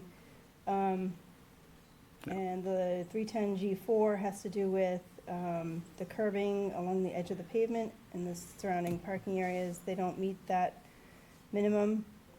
310G5 is related to the perimeter shade trees, the quantity, 1 per 50 feet of perimeter length. The next one is 312, related to the architectural renderings. They're not changing the building, so it makes sense that they wouldn't need those necessarily, but 313 is to do with the lighting plan, like they said. Did you have a question? Nope, not yet. Okay. The lighting plan, they're not proposing any, so seems unnecessary. And then the last one is 11.5.A through F, and that relates to the utility clearance letters. And the one that was submitted today had to do with the requirement for 12 inches of freeboard for the 50-year storm, which I would defer to John on input on that. Thank you. Mr. Trottier? Yeah, Mr. Chairman, members of the board, Jason summarized the issue regarding this stormwater pond. Again, so this area here, this square, that's where they're proposing to store some of the stormwater. So again, typically you see a detention pond is a depression in the ground, a grass area that again, with an outlet control structure that throttles that water out. What they're basically proposing is to store the water basically on the surface and allow it to infiltrate, and then also for it to flow to the west out this way, and again, and creating a point source discharge. So far so good, Jason? Am I describing it correctly? Yes. Okay. So again, concern is, again, we have, in the wintertime, again, it's just unconventional, storing stormwater in a parking area. That's one of the big concerns. In the wintertime, it freezes, you have an ice skating rink, it does not infiltrate. Second part is, again, they're creating a point source discharge. So again, what'll end up happening is the water will fill up in that area, and it'll discharge, and it'll flow into the abutter's property. At times, what we end up doing is we'll create a level spreader that allows that water to dissipate much more gradual over a bigger area. I've got no clue what's happening with the topography to the east, or to the west, excuse me, onto that property. So, again, they're creating that point source discharge, which is of concern. The complete porous pavement design was not provided within the plan spec. I'm just summarizing these comments, because there's 4 pages of them. The drainage analysis was using, again, incorrect soil types and infiltration rates. It's unknown how those rates were determined. And lastly, the calculations indicate features that do not or are not even represented on the plan set themselves. So there's a lot of concern regarding the drainage of the site. The other, as I said, 4 pages of comments are, Jason says he can address them. So again, you really need direction from the board how to deal with the drainage. It's in So, a nutshell. Oh, 1 second. Thank you, John. Yep. Kelly, just could you clarify something for me, though? It was mentioned as part of the presentation that there was no redevelopment requirement in Londonderry. I believe that's wrong. Yeah, so I think, just to note kind of how we got here, so this property's been in discussions at staff level since, like, I believe the early 2000s. And it was essentially the result of an enforcement matter. So we're running up to about 20 years-ish of conversation about how to essentially get the site into compliance. The current owners before you this evening have submitted a site plan because this is a commercial use in a commercial zone and we require site plans for such uses. So while there may not be redevelopment requirements, when you have a commercial use in a commercial zone, you are required to have a site plan. So that is the process that we're following, which is why they're here this evening. So again, the intent of this plan is to address how they're operating today and ensure that they're in compliance with our current standards. Excellent. Thank you, Kelly. I appreciate that. All right. So I'm going to move with questions to the board. After questions to the board, we'll open up the public hearing. Could I address any of John's, or do you want me to wait on that? I'm fairly certain you're going to have a lot of questions about the stormwater Okay. runoff, so. And may I address the board as well? Yes, yeah, sure. No? Go ahead. Okay. I just want to clarify a few things. So when we purchased the property, and I know you guys have heard this before, we were given permission, and this is a copy of the letter. So we were given permission to do what we've been doing there. Wasn't it only online, though? And let's have her finish, and then we can ask questions. So yes, we work by appointment. We are respectful to our neighbors. We don't want a lot of people over there. I'm going to go all the way back to the beginning. When we purchased the property, we were told by the town and the real estate person that it was in a C2 zone and that we were able to sell cars from there. What we learned after we purchased the property was that you could only do wholesale, and to do retail, you would need a site plan. So we had just bought this property, and we were not in a position to spend the money for a site plan. So we have been doing wholesale there. In the meantime, the town came to us, and they asked if we were doing retail there, which we hadn't been. We're a small family-owned business. It's me, my husband, and my 2 sons. So when we realized that we were kind of up against a wall, we went to Derry, because it's illegal to have 2 places in the same town, and we had to open up a second business in order to retail our cars. So from 2017 on, we have had double rent, double insurance, double expenses, 2 separate businesses, which has been very difficult to maneuver, but somehow we've been lucky enough to do it. And so to fast forward where we are, Mr. Codner approached us and said that we would need a site plan. So that's what we did. We talked with TF Moran, and they were really great about. We had talked to Steve Cummings first. We did. We went to the same spot for the drainage. Right. Because he bought the property, unlike John. Right. So that's true. We had another engineer that came to us, And he said, guys, you're on a It's a point natural- .4 it's a lot. natural spot. It's a natural spot. This is where the happening. water goes. This is where you need to have your drainage. So then, Getting fought. we went up, we had some conversations about that. And so when we contracted with TF Moran, before Jason took us, we were working with Matthew Ruthier, who presented the plan to the planning board back in June. September. We had a meeting. John saw what Matthew had planned.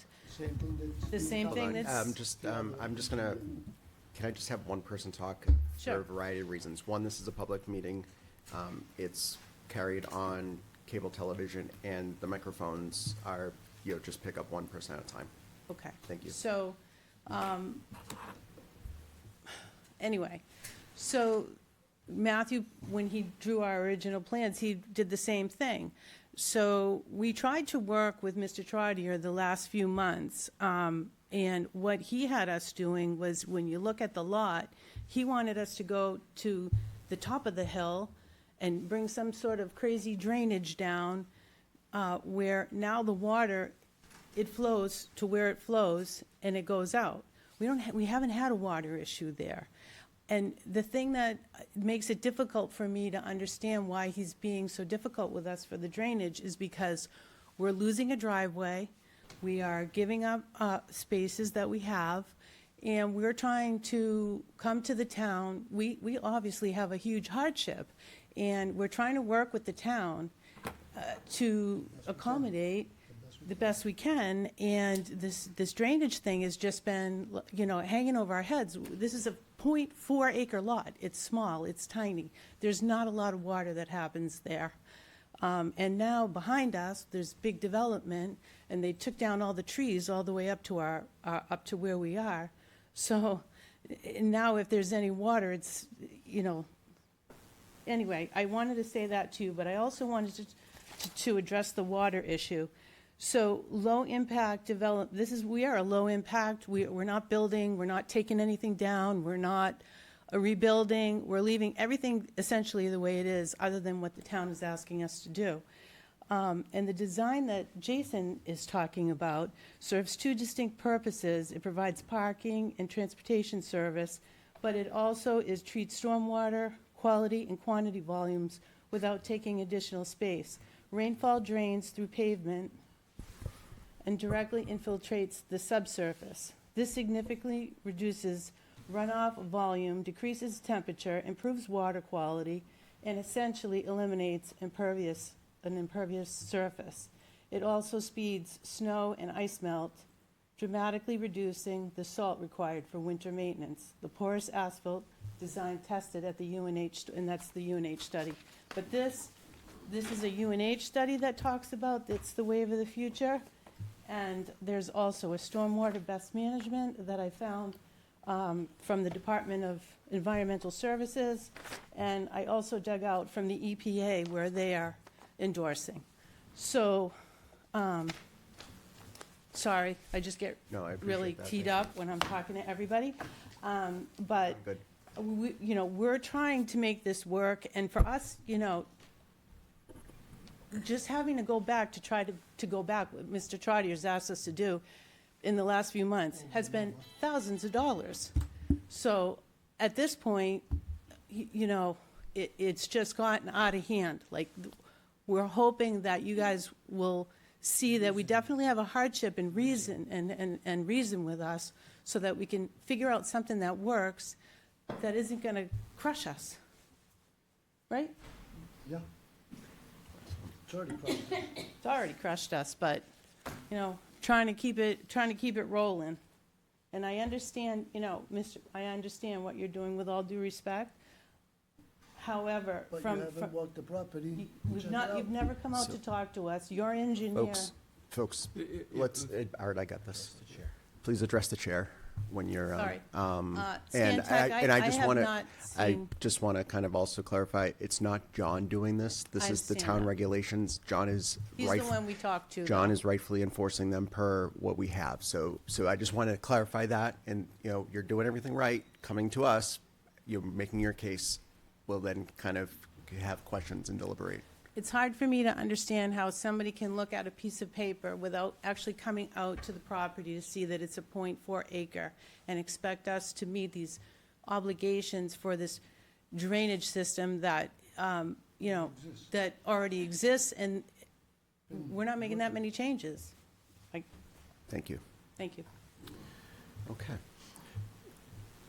Questions from the board to either town staff or the applicant? Jason? That- That's right. Yes, Yes, sir. it was very thorough and well presented, and there was a lot of information. And we're talking about .4 acres. Before I was on the town council, I spent 11 years on the planning board. The planning board is, as you're well aware, a quasi-judicial board. All the information you've given and everything else, there's a great deal of detail. All the information that's coming from the homeowners, great deal of detail. Right? What is happening here is that you had a business that's been running since the 1950s. And it's been a car lot since the 1950s. So I understand why you're perplexed on, like, why has this become so difficult? So, and I understand why you're trying to look for, relief on it and everything else. You spent probably tens of thousands of dollars, on this. Unfortunately, zoning came into effect in the late 1970s, which changed everything. It not only affects you, but it affects every other business that's been here for even 200 years, and that they have to meet those regulations. Drainage always has been an issue. Now, I don't know if they can work around drainage or whatever those things are, but what I want this board to understand and consider is .4 acres. These are all the hoops they've been jumping through. They've been jumping through them for the last several years and everything else. And our regulations say that, you have to do that because everyone has to be treated exactly the same, no matter who you are and no matter what piece of land you have. I have empathy for you and I understand, and I hope that we can figure out how to help.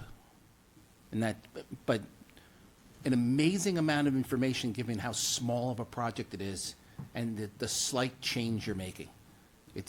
Thank you for the hard work. Thank you.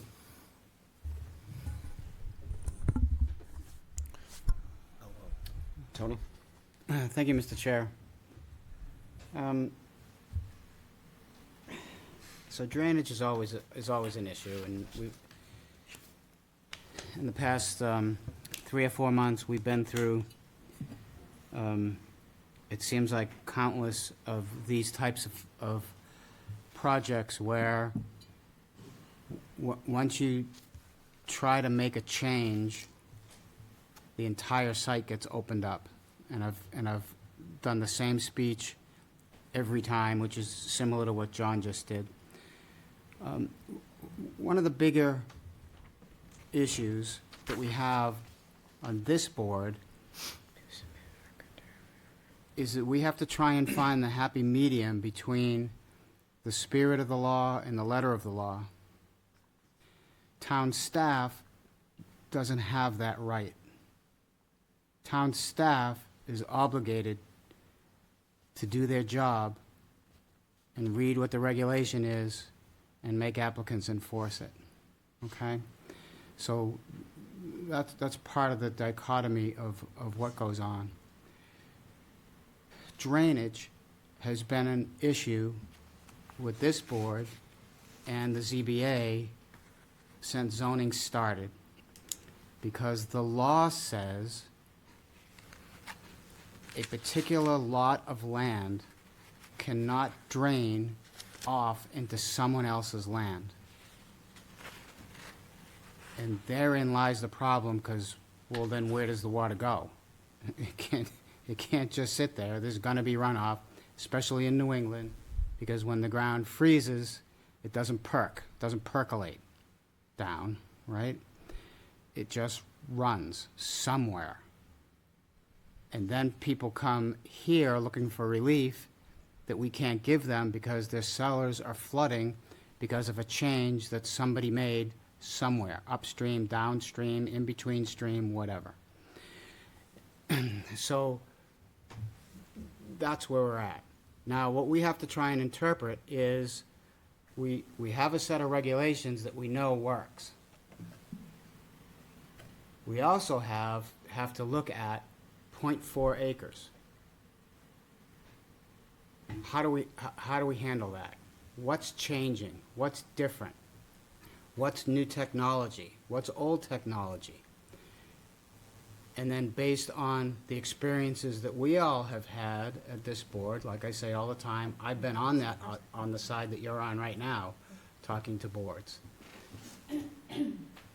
Where do we go? We're gonna come back to that. But I do have a question on the Conservation Commission's comment on, they recommend that a shed be demolished and check for hazardous material. Where is that shed on this site, and will it be demolished? Because I don't see it anywhere else. To the right of the garage in the back. Okay, so they're recommending that happens. Is that gonna happen? Yeah. And who's gonna test it? What kind of testing are you gonna do? It's just a Sears and Roebuck steel shed, 8x8. It's been there forever. But it's been an automotive place since before zoning started, right? I don't know.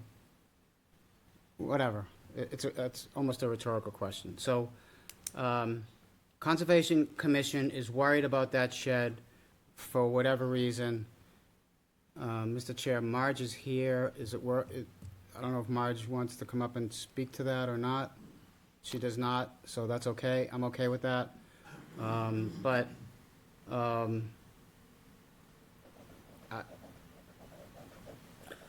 don't know why they made that comment or what could possibly be in there other than old oil that's draining into the It's ground. the applicant's intention that the shed will be removed and any contents will be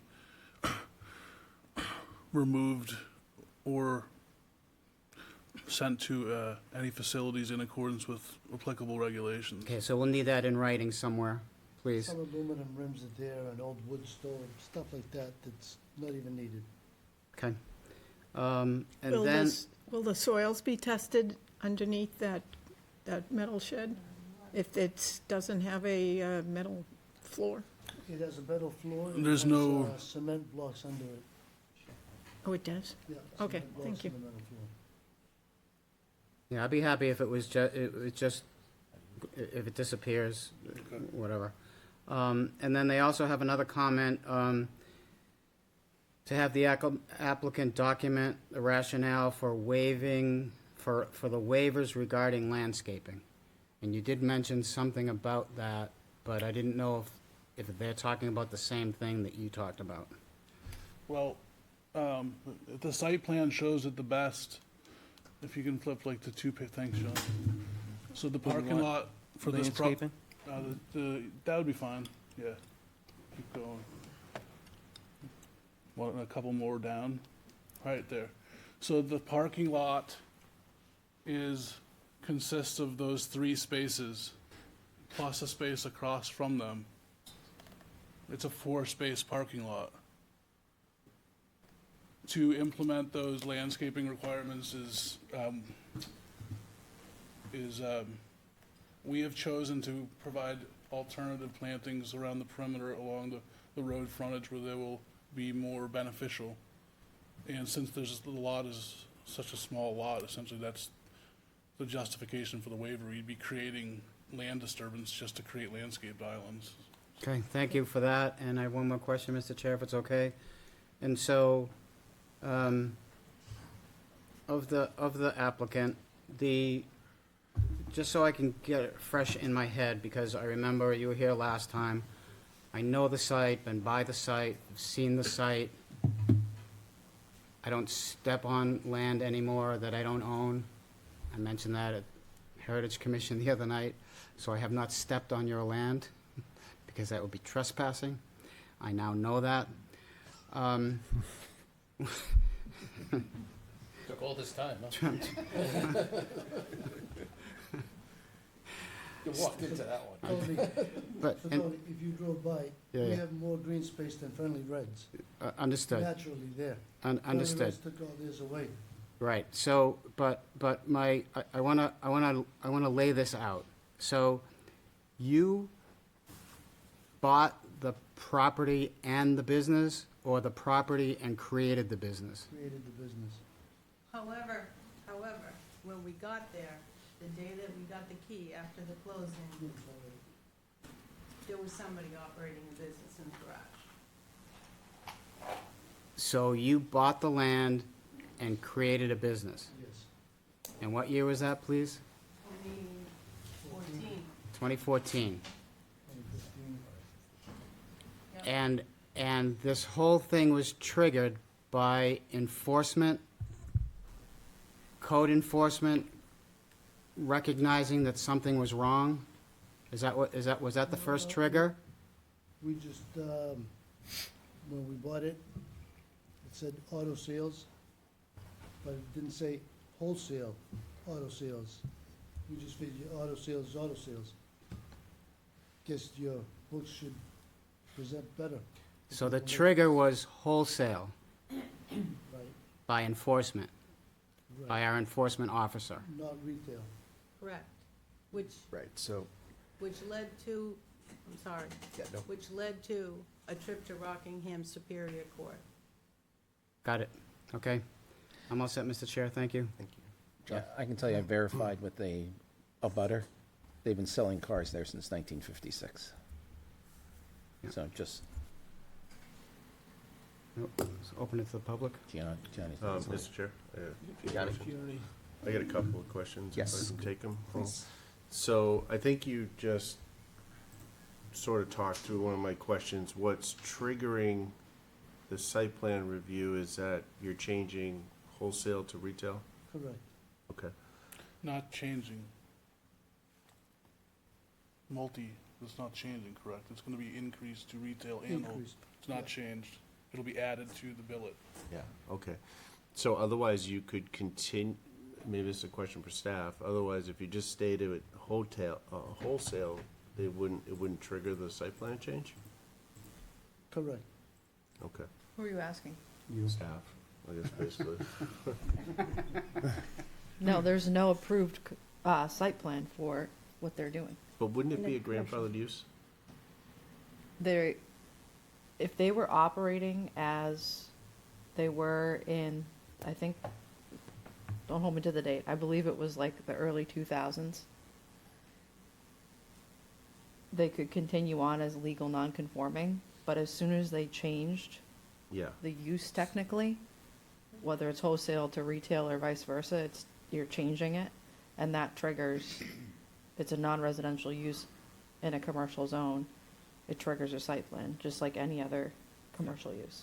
but that's what's basically, is going from wholesale to retail, which triggers a site I plan. think there were a number of other enforcement matters that are being encompassed into this, but Yeah.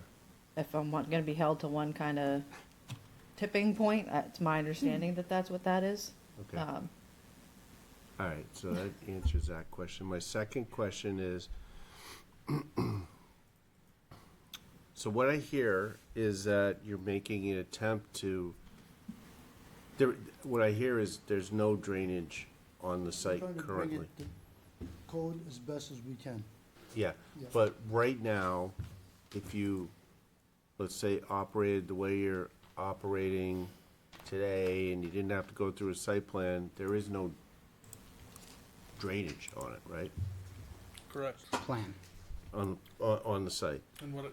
that's Currently. correct. And what I meant by redevelopment criteria was that I don't believe the town has stormwater redevelopment criteria similar to a lot of other towns which do, which allow cases exactly like this to proceed, where we're gonna give you better water quality, Yeah. but we're not being held to the current standards of a brand-new project. So it's and Right. this is a unique case. So- To apply that, that's all I really meant by that. Yeah, no, I understand, and John only has one criteria to go by, and that's, Sure, and he treats the same, he treats everybody coming through this, board the same way, but, I guess what I'm saying for the board's benefit is that right now there is no type of water treatment on the site, and maybe what they're providing doesn't meet the criteria, but it's something more than is currently existing.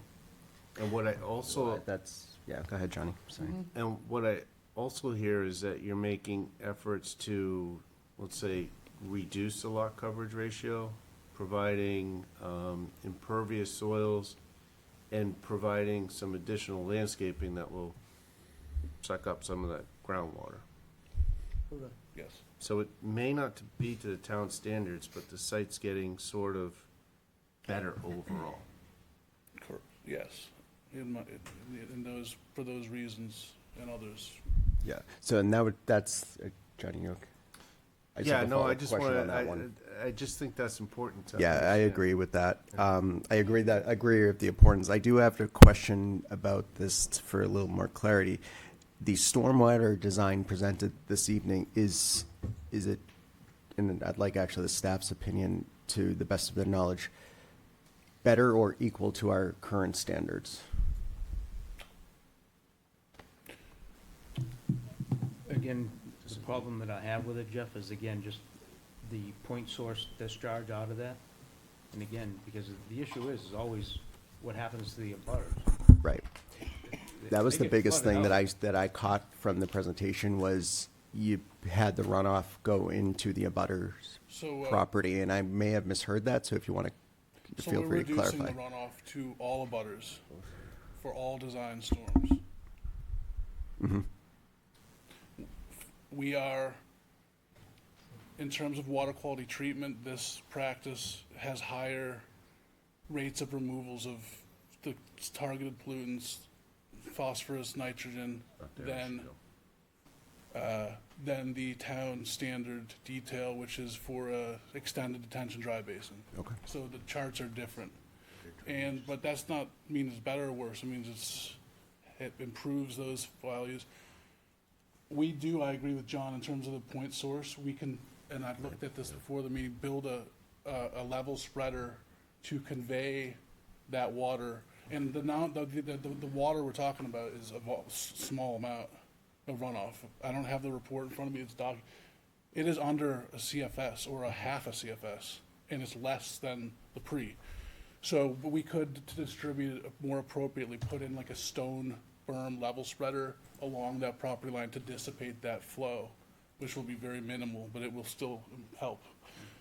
We did look at the frozen condition, winter maintenance, and I submitted the model with the ground frozen, still demonstrating reduction in cover through many of the things we already talked about, just in and out of it, making the site more green.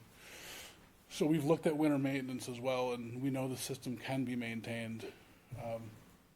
And so I would say that this is the intent of this BMP is consistent with the spirit of your regulations. And the freeboard waiver is required partially due to the limited elevation of the site, whereas all the water collected in that area, in order to make more freeboard, you effectively have to either lower the site, which we can't do because of the water table. That means you have to raise the site. Right. And that is not feasible because it introduced like some expensive construction costs, a retaining wall. We are providing freeboard. It's just for these specific things on this specific site, the waiver we feel is justified and it's consistent with how you guys are looking to manage water and how the EPA is looking to do it in this area in southern and New Hampshire. So By creating that level spreader, we could increase some freeboard too. yeah, so we would, I So definitely you would may not agree need to. it, you may not need that waiver. That's why it's. I would take the waiver because I think it's most likely not going to affect the water surface elevation because the water's not going to change elevation. It's going to spread the water out versus point discharge. So the waiver won't go away with the rock with the check dam. And but I definitely would agree to implement one on the plan if we get to a conditional. you know, I would agree to provide that to the satisfaction of John in the town. Any other questions from the board? So this is going to be better in water drain off than it is currently, correct? It'll have, yeah, meaning it'll have less runoff to the abutters. It's controlled and it's treated. Do we know how much water we're talking about in a 25-year? Yeah, well, the amount's been submitted to the board as Okay. a part of your application. I could review the summary table. It's a low amount of water. It's, for like a 50-year storm, Yeah, that's what I'd we're imagine. talking just under with- 1 CFS, under a half a CFS, tenths of CFSs. Okay. What is, just for everybody, what is Cubic- CFS? It's how we measure runoff in cubic feet per second. Thank you. And is there any, because I see some of the curb height rate. here, I think at 3 inches. Is there any opposition to raising that or having a lip to try to keep some of the water in on the property? Or is that something that's just doesn't fit with this design? Well, the 3 inches was amount to keep so that you don't have the pond, and this is for like you can get to a 25 or a 50-year storm. Yeah, The yep. small storms, the water goes in.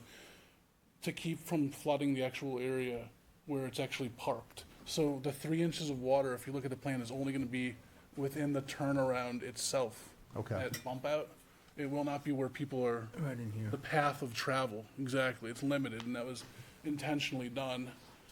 And, I could even look at doing something offline as a condition where we maybe even put a catch basin outside of that to try to decrease that ponding depth from 3 inches to potentially 0.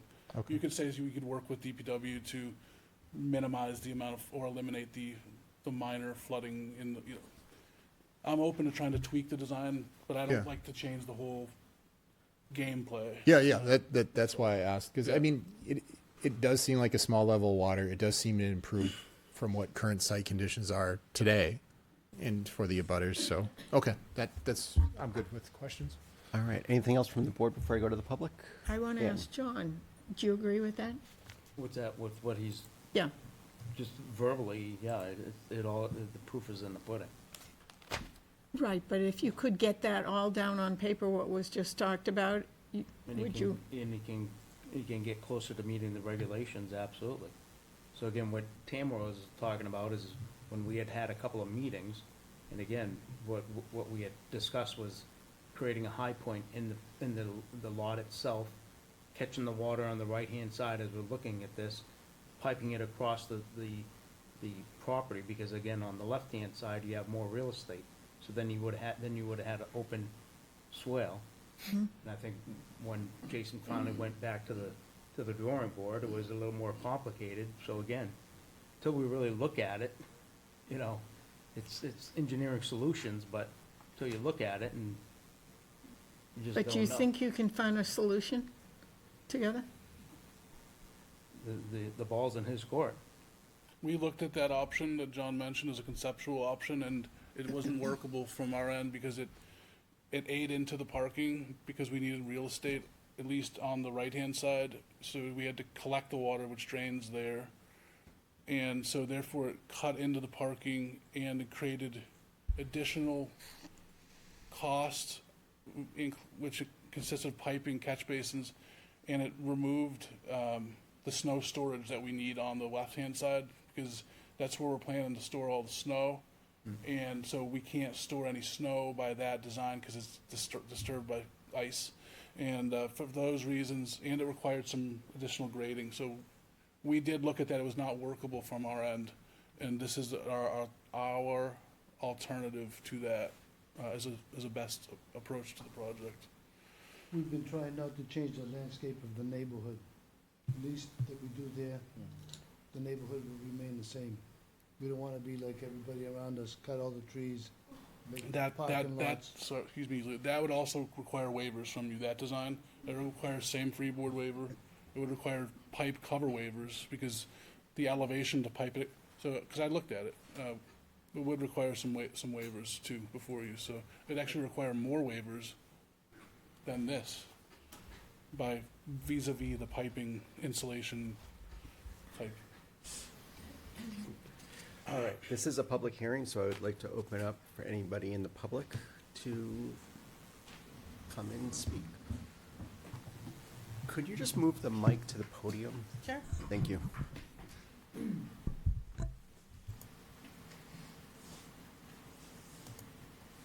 Good evening, Mr. Chairman, members of the board. My name is Wayne McDonald. I live directly across the street from 6 Dickey Street. I'm at 11 Dickey Street. My family has owned that property since 1956, as Mr. Farrell has indicated, and it's been a car-related business throughout that time period. Mrs. Lampus had indicated that and Mr. Lampus indicated they've tried to be considerate of the neighborhood. They absolutely have been. They've been excellent neighbors. The neighborhood is very used to that being a car-related business. Because it is such a small part of geography, it's not like it's busy, but it's only can contain so much traffic, so much activity. So that's never been an issue. The street is very used to that activity, and I fully support the proposal as it's been laid out, and I think it would be beneficial for all concerned. So totally in favor of it. Thank you. And certainly happy to answer any questions if there are any. Do you have water that you see coming onto your property? Not at all. Okay. No, not at all. Thank you. Thank you. Yeah, come on.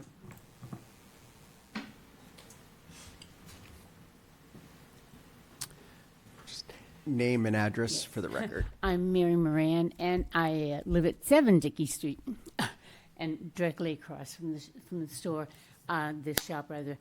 And I've heard the angst that everybody's gone through all this process in the time that I've been there, but we, on this side of the street, on my side of the street, we haven't had any drainage problem. And I don't think they have either, because they're so meticulous about their property and taking care of water and taking care of snow plowing and all of that. They absolutely are very mindful of the neighborhood and the neighbors, and have great respect for our property and great respect for us, and we feel the same way about them. But I know the process has been a challenge for them, but it's been a great challenge that they've attempted in the best way possible to make it work. But I would just, I would encourage the board to give serious consideration to their requests, and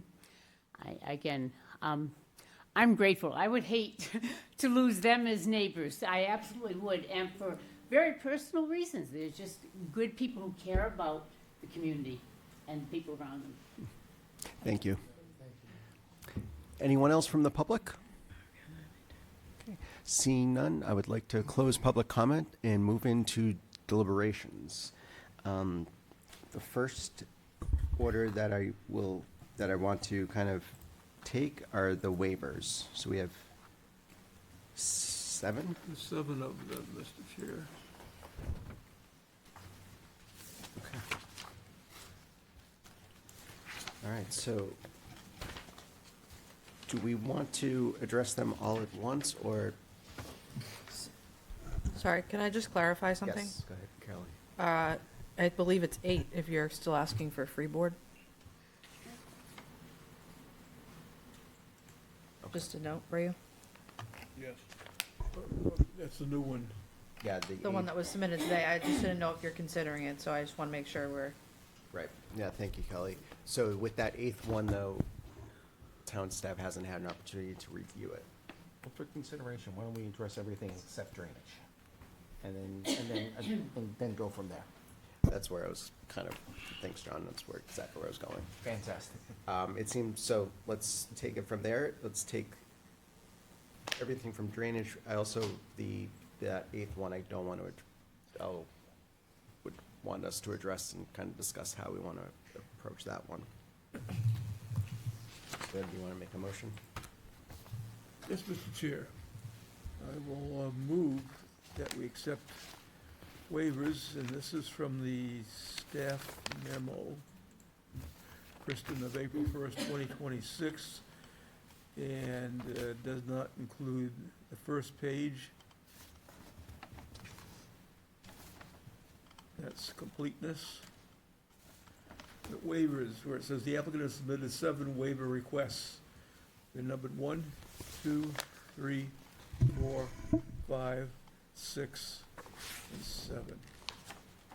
And I move that we grant those waivers because there is nothing, nothing substantial that would be of detriment to the public good. Mr. Ugg, can I ask you to pull out number 3 out of that? Number 3. Curbing, And vote separately on it? that's the curbing one? Want to take the, Yep.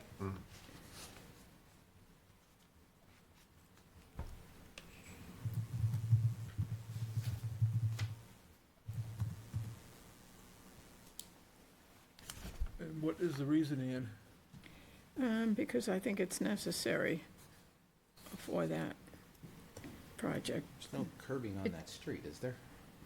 No. On the edge of the pavement to corral the, There is no What? curbing on the, but our regulations require curbing, John, to protect the landscaping.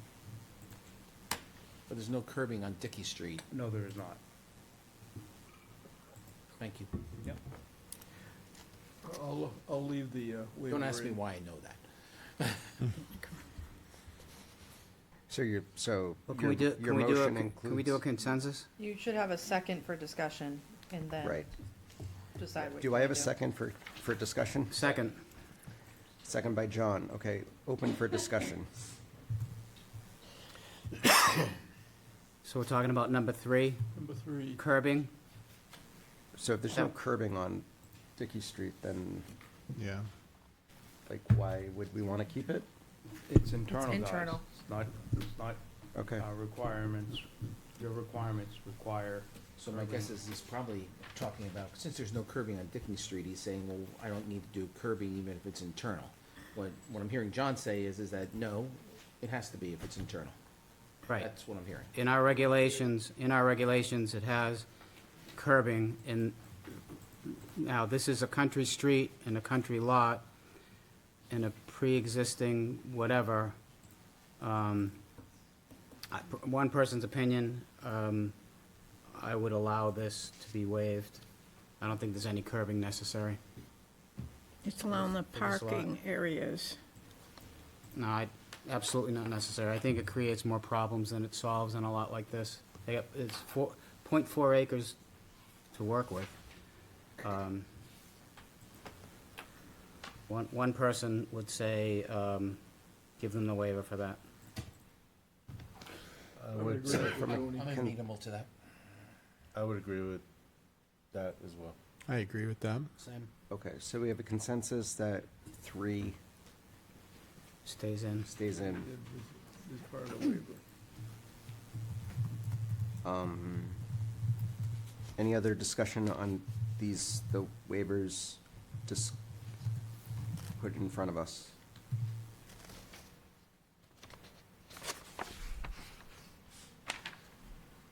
All right, hearing none, go for a roll call vote, starting with Ann. Are we taking just that one now, or all of them? We're keeping them in. Excuse me? The consensus of the board was to keep them in 1 through 7. 1 through 7. Okay, we're not taking them separately, so I could vote on that. There is not a motion on the floor to keep them separate. The motion that was made was I to, just one out of them, not all separate. there was no motion on the floor to take it out, so no. Can I make a motion? We are in an active motion right now? You have to defeat this motion, Ann, to Okay. put yours up. So can I just, Sure. Art made a motion to take all 7 at the same time. John seconded for discussion to consider what you asked. The consensus was to leave 3 in there, the curbing.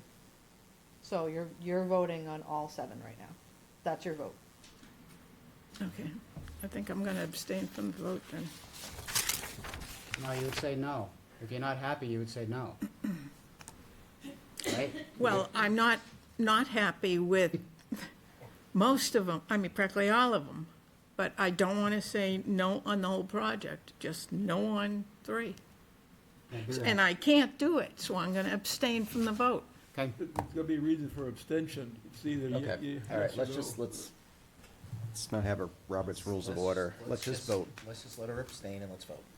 All right, That's what she's comfortable with. Starting with, roll call vote, starting with Ann, please. Ann Champ, abstain. Giovanni Verani, aye. Tony D, aye. Arthur Rugg, aye. John Farrell, aye. Jason Eitzer. Sean Faber, aye. And the chair votes in the affirmative. Okay, so Motion carries. motion carries. So what I want to now address is the stormwater. Hey, never mind. Freeboard waiver? I'm sorry? You want to address the waiver submitted The waiver today? submitted this afternoon. Is it in the packet? It's in your electronic file, I have hard copies. and the applicant brought hard copies. Could I have a hard copy, please?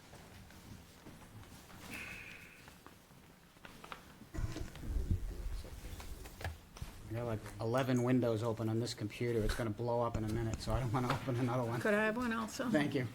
Thank you. I find that so many windows slows the whole thing down. It's gonna be a brownout. Thank you. Thank you. He said, he's not convinced he can meet. Do you want to explain that to them? I get what you're saying now. You're gonna need to explain that.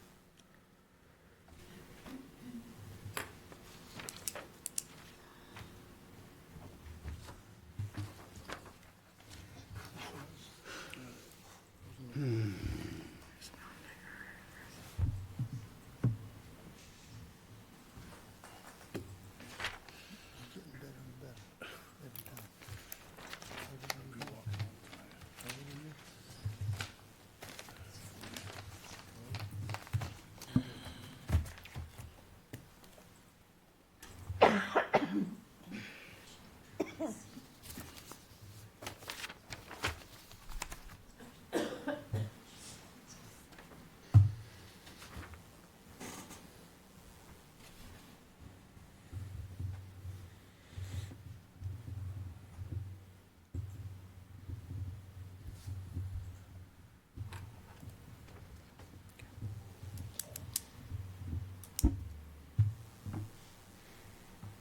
Ready for comments? We need to entertain a motion first. Mr. Chairman, members of the board, if I can get, again, no, just, I bring your attention to the design review comment number 7. So again, what they're proposing is unconventional. So I think what you need to do first is accept what they're proposing as allowing them to do that, and then you act on that waiver.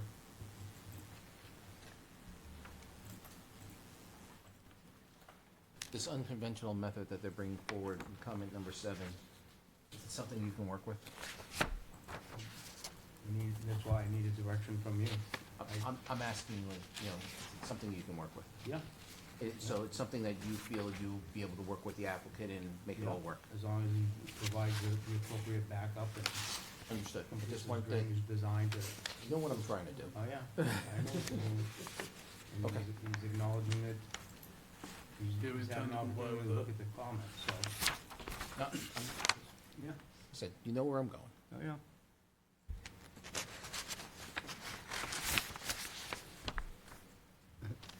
So, Mr. Chair, it seems to me, have we dealt with this freeboard before, this thing before? Yes. Seems to be like a constant issue. 12 inches above freeboard. Not in this application, John. No, not on this application, Not in but this not how they're proposing to handle the stormwater. so is this, can I continue? So is this part of what you had suggested, bringing the water from the other side, piping it across? That's what So- I had suggested. Yeah, okay, so,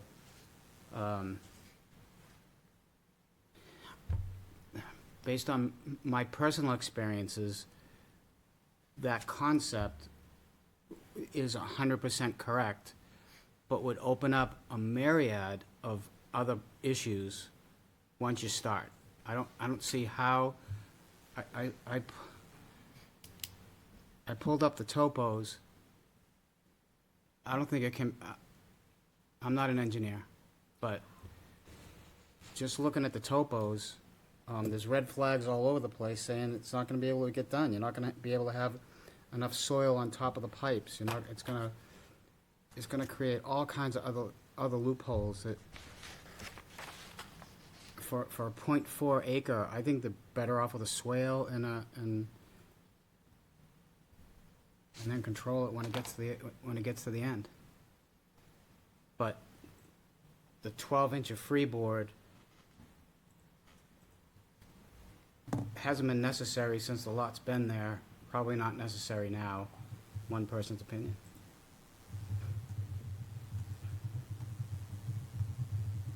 All right, Let's get this thing I'll going. entertain a motion. I'll make a motion to grant the waiver being requested by the applicant for Londonderry Site Review Regulations 3.07B.10, the surface ponding area that's the detention pond to mitigate 25-year runoff, but does not provide the 12 inches of freeboard above the 50-year elevation, and submit the letter from T.F. Moran as backup. I'll second that. For discussion. of course. Second by Sean. Floor is open on this for discussion. Any further discussion? I think Tony has a good argument. Whether it fully works or not, I don't think any of us really know. Yeah. Right. We're not the experts, but we are, the board has to make the decision. Well, Does it make the property any worse? No, I think doesn't it's, say- I think what they're proposing is Improvement. improving the conditions on the property. I mean, from what I've heard, their neighbors are supporting them. We all know that Mr. Trotter is gonna make the best out of he can best make out of this. And, you know, work with the applicant. You know, and we're gonna cross our fingers and hope it all works out. Yeah, and so the regulations show that, just to get it out there, on record, the flat part of their lot, the pad of the lot is at 310. And then it goes down to 300 as soon as you get off of there, and From here to here. Yeah, so Span. yeah. Not immediately. No, it's not immediately, but the water's gonna go, and there's a natural swale in that land to start with anyway. I'm not gonna say I've been on that land, but I'm familiar with that land, and the water's been going for 50 years the way it wants to go. It's not gonna go uphill. I think considering the So- enormous amount of effort and the spirit of trying to meet all the regulations by this applicant, and again, the enormous amount of effort Yeah. should be considered. I like the idea of the spreader, by the way. I like that. So, I've seen that before, but any further discussion? Thank you. Seeing none, I'll move to a roll call vote, starting with Ann. Ann Champa, nay. Giovanni Barani, aye. Tony D. I. Arthur Rugg, aye. Don Farrell, aye. Jason Knight's up. Sean Faber, aye. And the chair votes in the affirmative. The final vote for there is 7-1? 710. 710. And for the record, could you just provide a reason for the nay?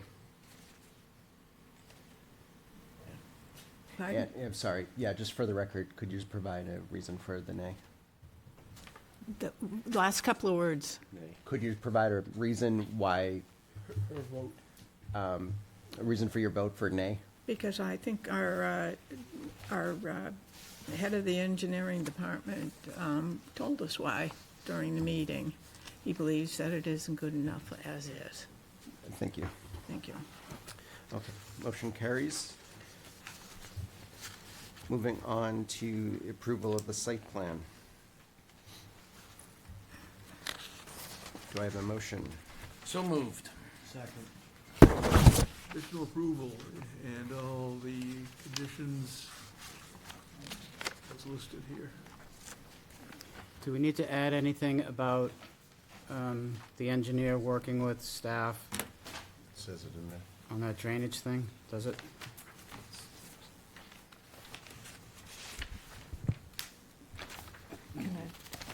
So just to clarify, so when you're voting to conditionally approve this, you haven't adjusted any of the conditions, those being what's in the engineering memo, as well as, design review comments. So you're, Say that again, Kelly, I'm sorry. sorry, when you conditionally approve this. Yep. The conditions are what's outlined in the design review comments and the engineering memo. You haven't adjusted any of that, and within that, you're saying that they need to comply with all those conditions. So you're saying that they need to work with town staff to address those conditions. Yep. I'm just clarifying that you didn't adjust any of any of the drainage related design comments or any of that. You've granted waivers to address certain items, but you haven't adjusted any of the other conditions. I think the conversation, based on my motion, I think the conversation has been clear that, you know, we want to see the staff work with the applicant. We want to see the engineering department work with them and try to come up with something that works for all parties. Yep. And in the best possible way and in the spirit of the regulations, the best we can. I think that's what we're saying. Yep. Make it happen.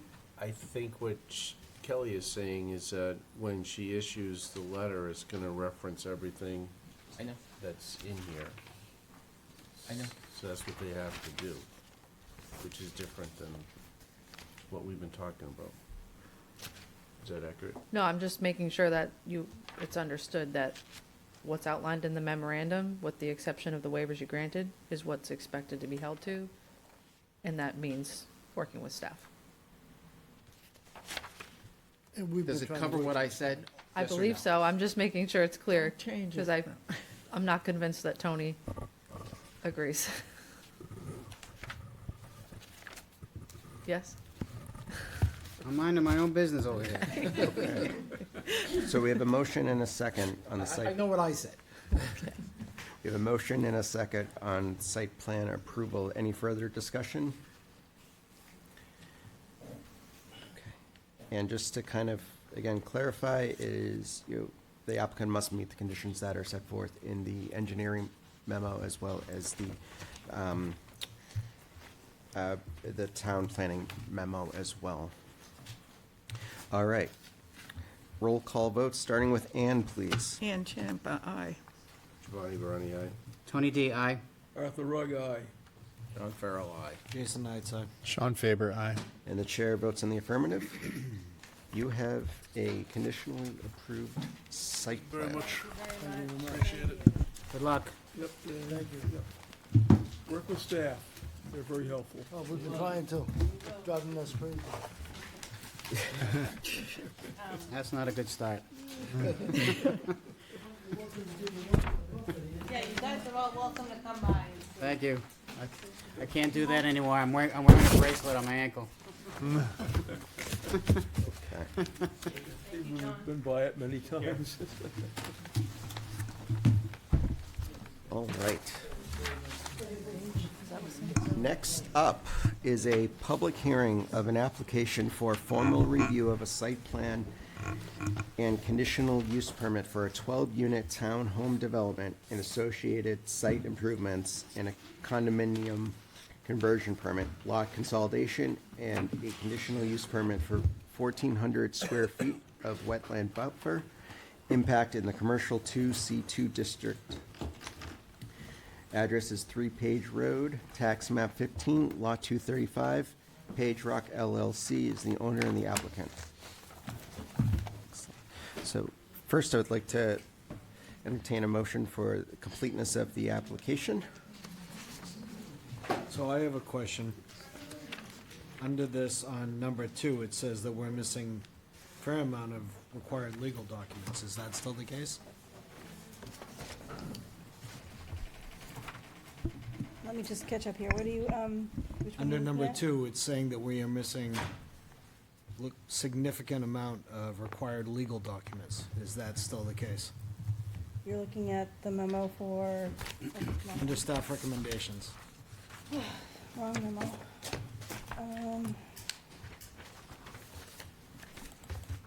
That's just like a catch-all.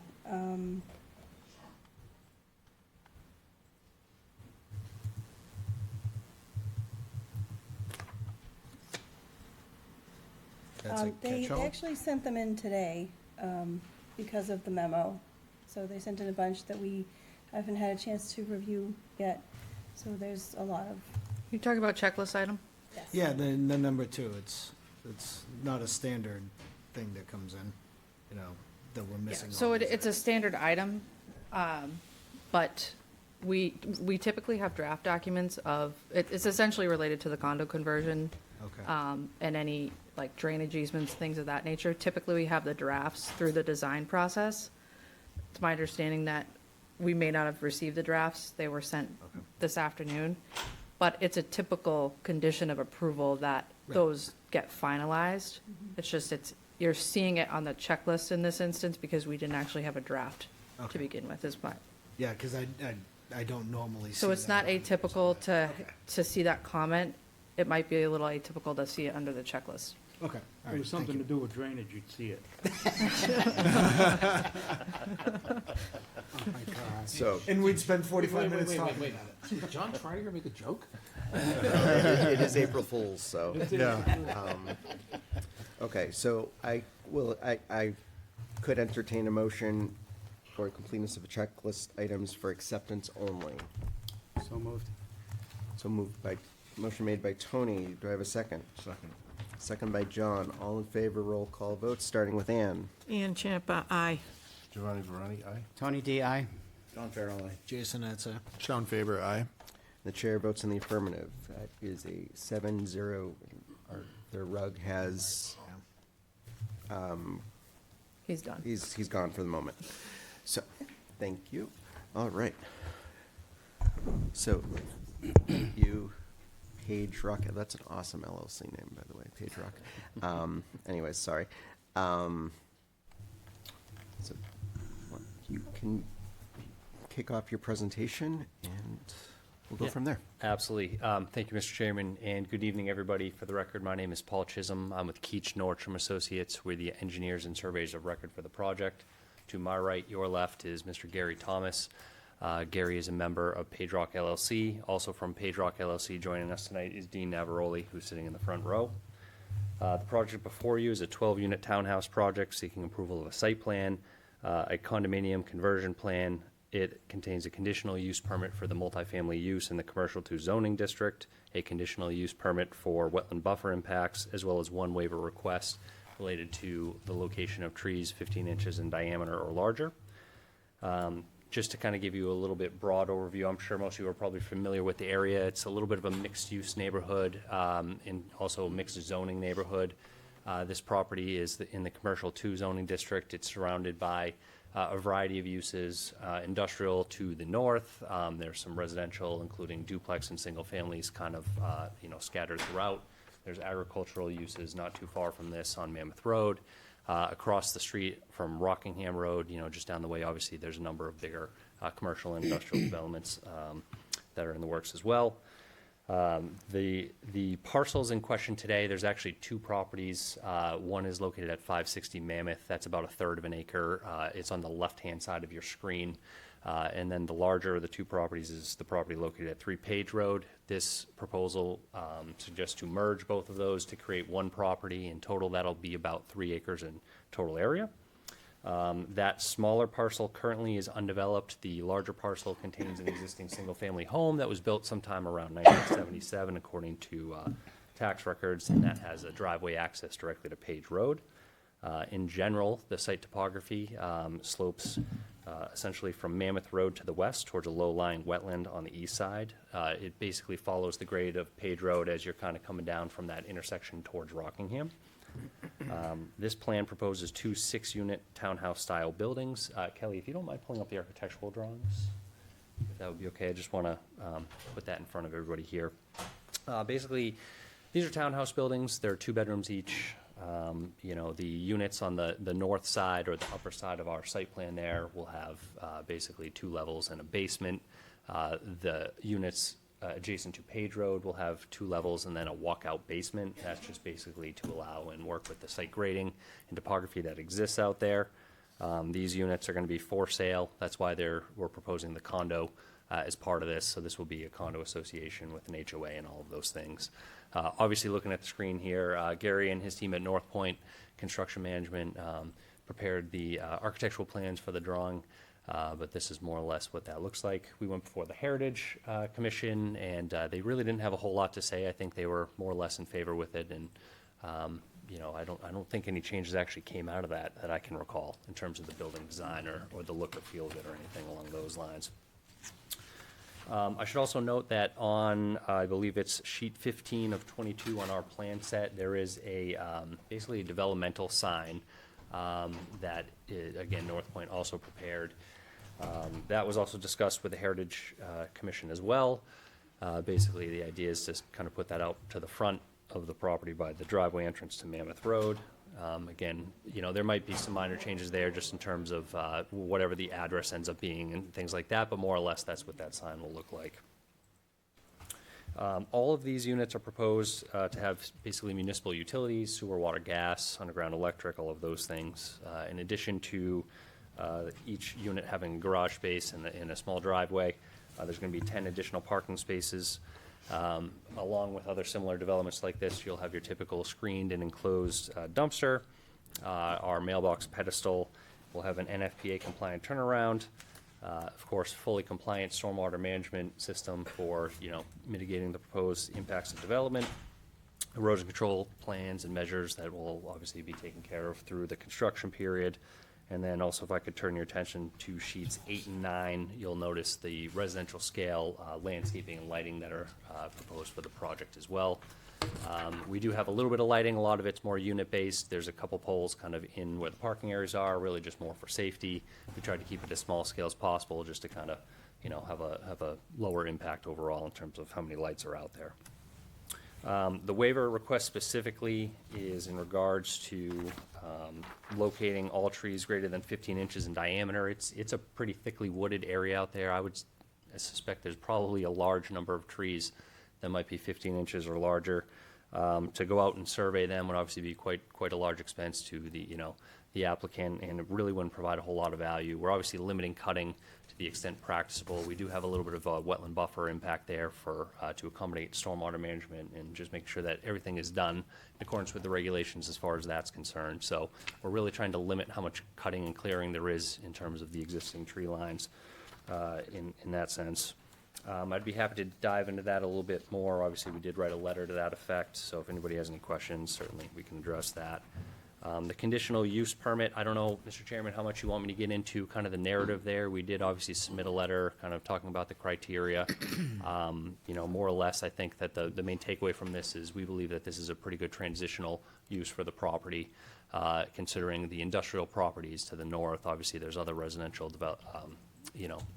existing developments kind of surrounding in other areas. As commercial zone, this is something that I think serves the need, which is obviously housing for not only the state of New Hampshire, but also the town of Londonderry. And so there's obviously some other criteria in there, and I'm happy to dive into that a little bit further if you'd prefer. In terms of the conditional use permit for the wetland buffer impacts, we're talking about a very small area. On this plan, you'll see it's kind of the shaded area to the right-hand side of the screen. It's 1,400 square feet in total. It's on the backside, just the downhill slope of the stormwater management area to the east, and then also the outlet area for that. There's a little catch basin kind of in that corner that is going to have to be cleared too and maintained. Some of the areas, in fact, most of that area will be allowed to kind of grow back and revegetate after construction, once they can establish those slopes, but there's a small portion of that which will obviously have to be maintained as it's part of the stormwater system itself. So, future mowing and things like that will be necessary. So I think I've kind of covered the bases there. Again, I'm happy to dive a little bit more detail-wise into some of those things if you do have any specific questions, but I think at this time it might make sense just to answer any questions that you folks might have. Thank you. Thank you. All right, so I will first go to town staff. Kristen? Like Paul mentioned, there's one waiver for the trees. There's two CUPs one for the Conservation Overlay District, there's a 1,400 square foot wetland buffer impact there, and Conservation did not have any objection to the CUP. And then there's a second one for the, where is it? Section 4.1.2, the use table, to allow multifamily residential on a parcel in the underlying C2. So there's that, those criteria there. And then you also have the site plan approval, and then after that, the condominium conversion.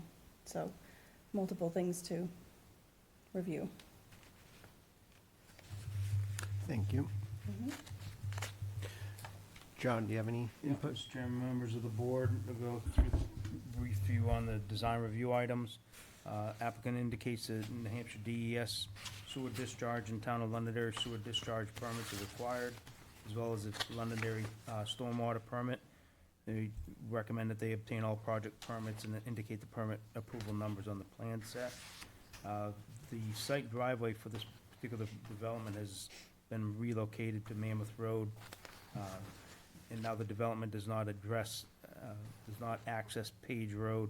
Again, we're just recommending that they coordinate with the assessing department, and for emergency purposes, under 911, the proper address for this particular parcel. We have 3 comments regarding the project drainage analysis. This also includes a this plan will require a voluntary merger form or action.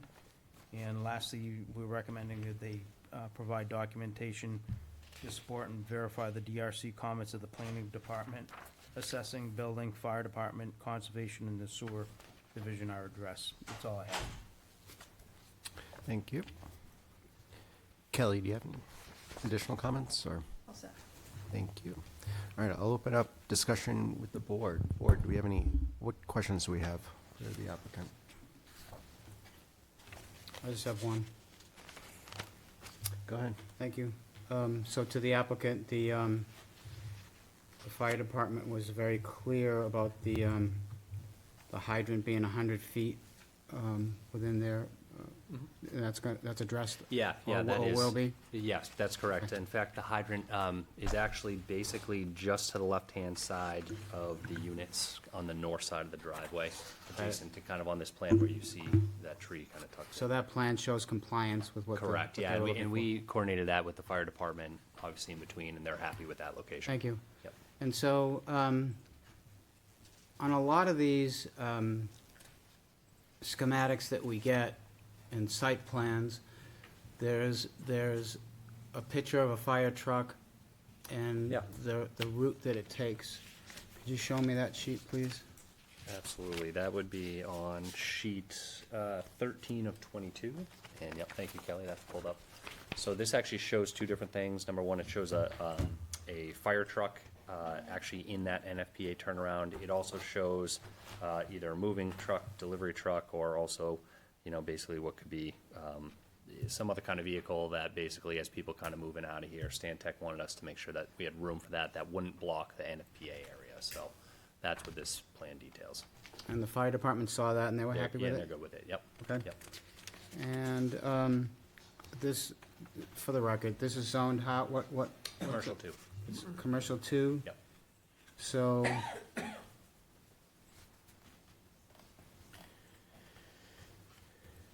you need a conditional use permit because in the C2 zone, that's what it says for dwelling multifamily? Correct, yeah, those are allowed by conditional use permit. So there's some additional criteria you have to meet, but it is allowed.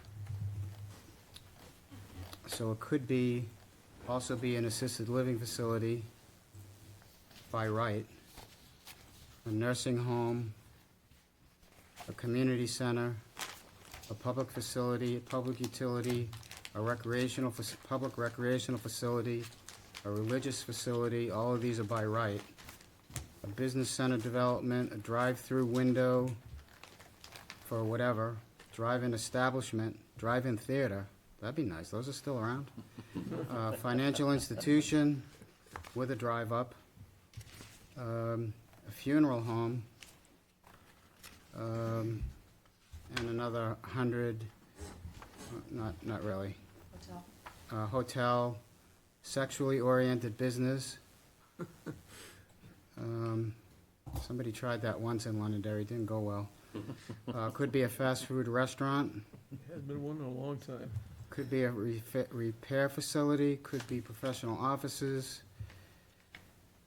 So it could be a lot of things. There's also a bunch of It's other. none of those, right? It's none of those things. I'm just checking, maybe I was looking at Yep. the wrong plan. And it could be, and it could be a bunch of other conditional uses as well. You chose this route for your business. That's all I have, Mr. Chair. Thank you. Any other questions? Jason? So, I know we're looking at this one, but you guys are the same company bringing up the next one? That's correct, yeah. So I got a question about that. Know if you've ever tried driving down this road anywhere near rush hour and the chaos that ensues trying to get into that intersection.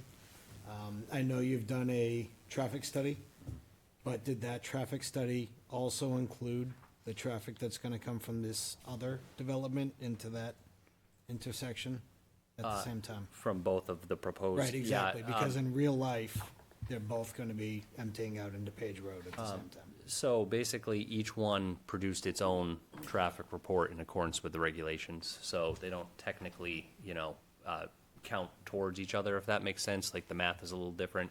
Either way, the total, change in volume is a very low percentage overall. So, yeah, I mean, we've met the regulations with it, but no, they didn't basically look at it like it's one traffic study for two. In fact, Stantec, we kind of did that with drainage, and Stantec said, no, we really want you to look at it like two different sites. So we really kept them very separated, kind of by design on purpose. Cause this gets to what you bring up a lot, Correct, yeah. So again, they meet the criteria of Right. doing the short traffic analysis. So again, they've come up with, there's gonna be a weekday average of 79 vehicles per day. But, so they meet that criteria of Right. that lot. Then when they do the criteria of the other lot, but again, they're not connected. Everything is in a silo, and then the real world hits, and you've got, Yep, similar cars to what- flying off in front of each other all the time. Similar to what you saw on 295 Rockingham, right? Over by the mobile station? Yeah, 225. 225, thank you. Yeah, so I guess you can't, but I've got serious concerns about both of these and the impact that they're gonna have in that. I live in that area, and I know what it's like trying to cross that road now, so. Thank you, Mr. Chair. Do we have the authority to mandate that they get a combined traffic study for the two projects? Anybody? I've never heard of it. So they're technically two separate projects. If you need additional information to make a decision for this project and the next project, you can ask for more information. I believe we discussed this when we talked about, now I'm gonna flip them, 225 and 222, Right. whatever the other one is. And essentially, the issue is you have two private properties, so we can't, Technically, two owners, right, two separate owners, Yeah. technically. right, so we can't force them to work together. So I'll say it again, if the board needs more information about traffic specifically, what we did for the 225 project is asked for additional information for that specific site with traffic. We kept it, you asked specific to that site, you didn't combine. So, Kristen, based on your experience with different towns and different municipalities and whatever, do you want to weigh in on this? I would keep it separate. I mean, if one project decides to not happen. You still have the data for that, the one that did go forward. But we have the data now if that Oh, and, happens. yeah. So could it be as simple as, let's just pull a number out of the hat. Let's say we wanna do 158 cars for traffic and see what it looks like. Can we ask for that? We want a traffic study based on 158 trips. What's the basis of that? I just pulled the number out of the hat. It sounds like it's 2 times each one. You're very quick with math. I see what you did there. You caught me. Why do you think I asked you that? You did, but she actually caught me. Well, I wanted you to say it. I think it's a slippery slope. Mr. Chairman, can I shed a little light on this conversation? Sure. Okay, thank you, I appreciate that.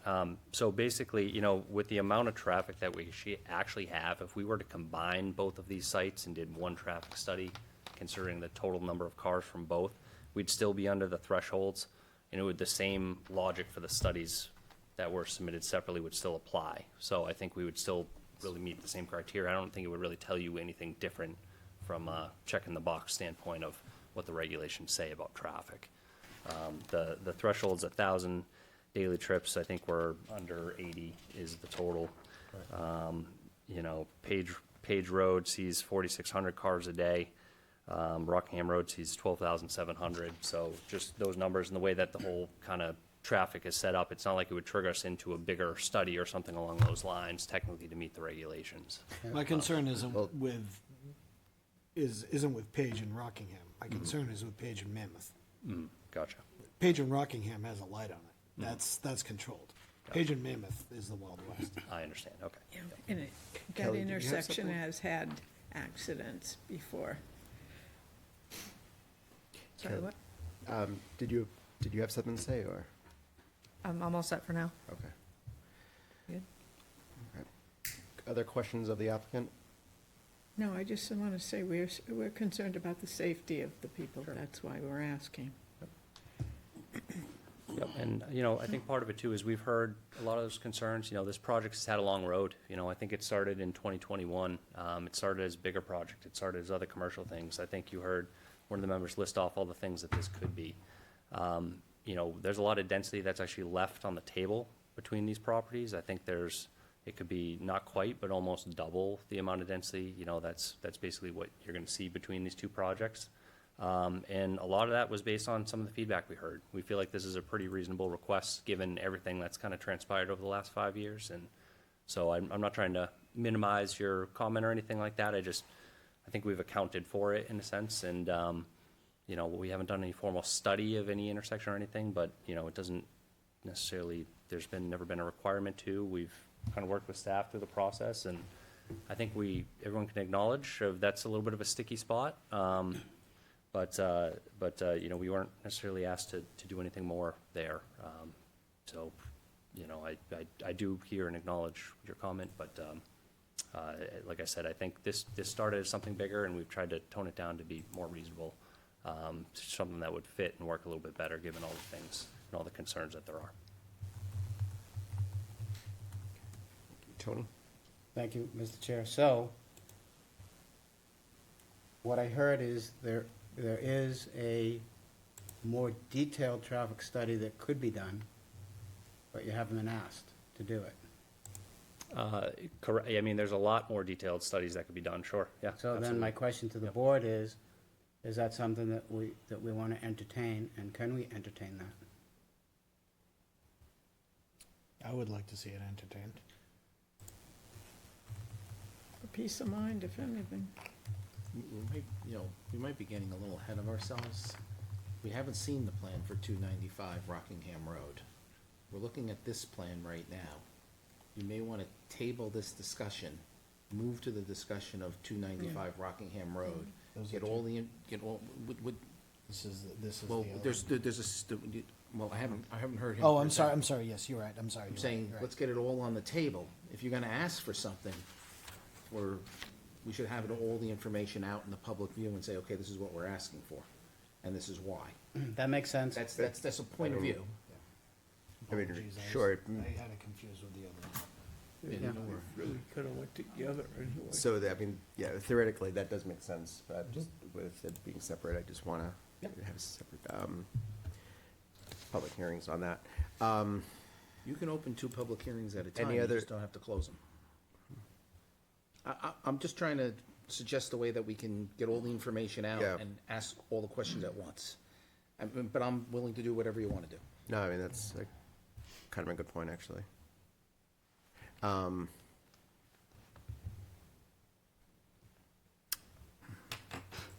Any other questions from the board? Okay. I'm going to open the public hearing.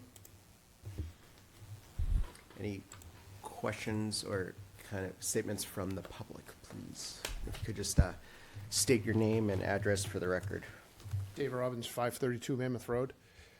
So at this juncture, can I talk about the 2 projects as an aggregate, or do we have to have the 2 public sessions open? 'Cause I'd like to talk to them as one. Let's do it. I just want a point of order. How would I open up to public You can, hearings? well, you can actually open, you can make, I can make a motion to open the public hearing for the second plan. Right, First, you have to but- accept it. But we haven't accepted But we that. haven't accepted it, we have to go through that whole process of doing that and have them both open at the same time. If as the chair, it's your prerogative to let this gentleman discuss anything he wants. That is true, but I am probably leaning on Sure, that's fine. opening it all up so we can all have the same conversation and all that good stuff. So, thanks. Okay. All right, so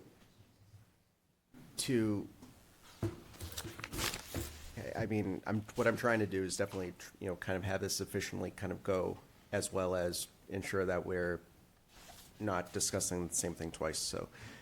So I would check in with staff, make sure that you follow what we need to do to open the second public hearing, and then let's open it, and then you're going to have to come back and deal with them one at a time. She's shaking her head up and down. I'm assuming you want me to say something. Kelly, please hold my hand on this one, please.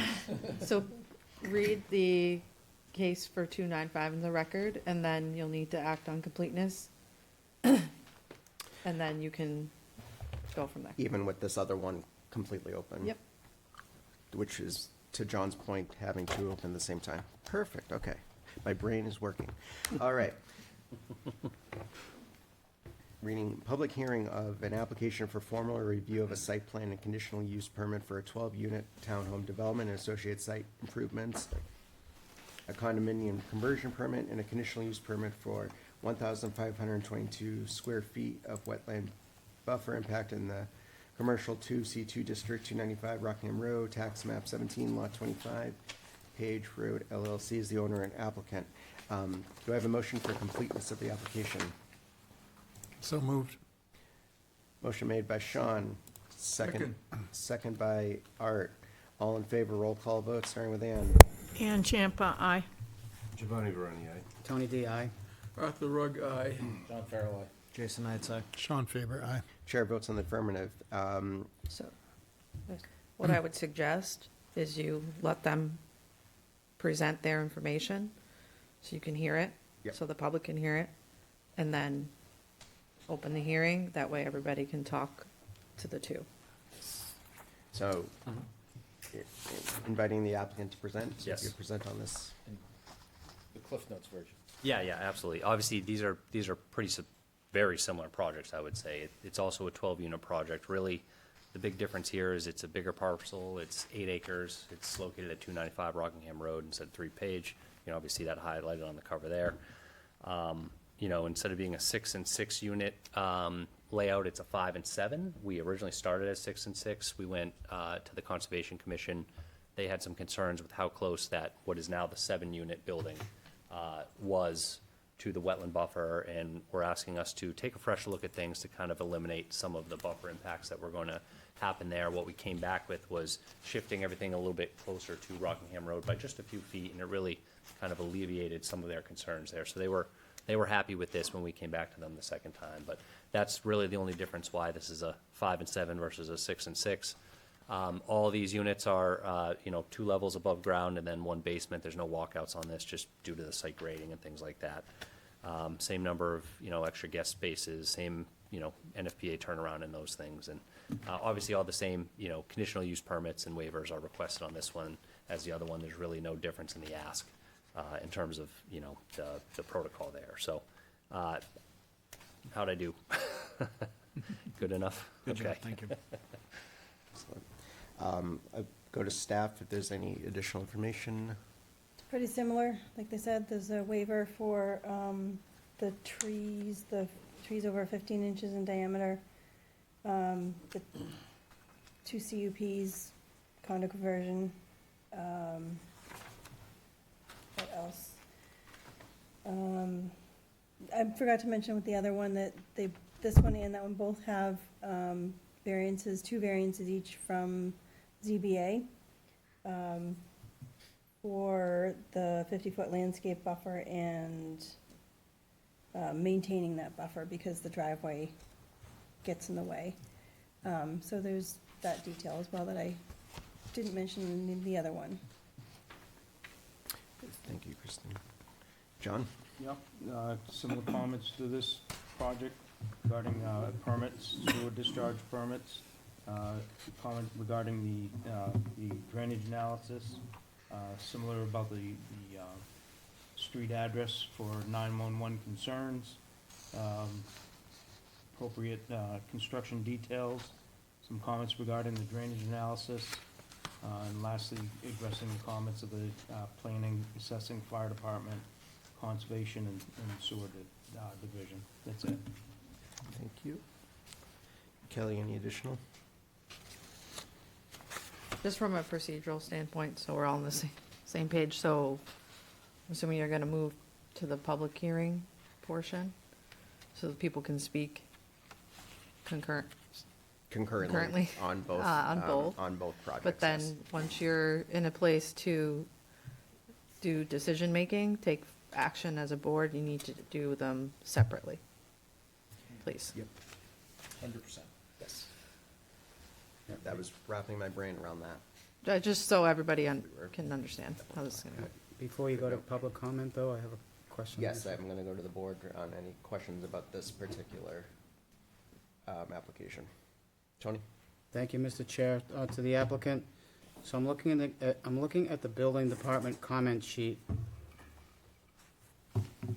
from April 22nd of 2025, and this may have been before you made a change, but it says platform steps of bulkheads on south building and end unit on north building will encroach into the building setbacks. Is that still true? Yeah, that's on the 3-page project. That is not still true. We made adjustments to that after the Great. fact. That's correct. And so they also said slight encroachment by the utility room? Yeah, and Same- all same that's been thing? changed as well. That's gone? Yep, correct. Okay. Yep.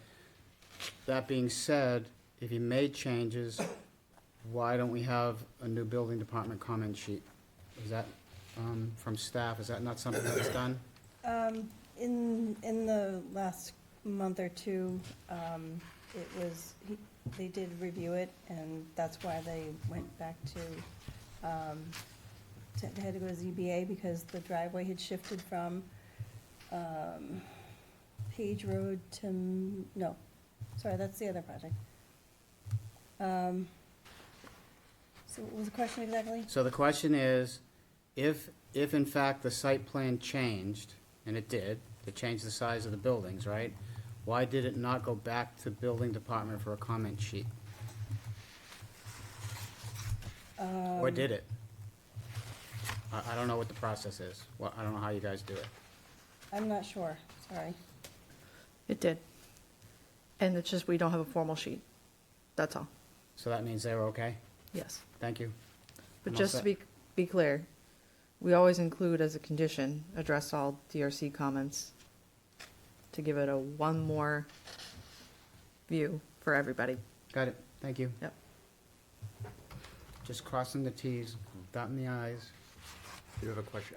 With both these projects, is the plan to have them concurrently run, or are you gonna phase them?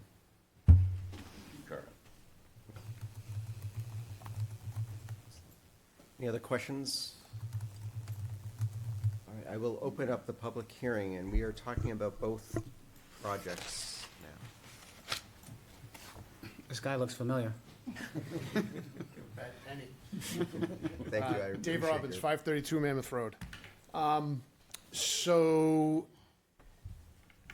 couple of concerns with the project. Again, kind of talking about the whole north end, but I'm going to stay specific to this because this is what we're talking about tonight. Three primary concerns: traffic. I'm on Mammoth Road, Old Mammoth Road. We've had this fight with the town for years. Decades? Decades.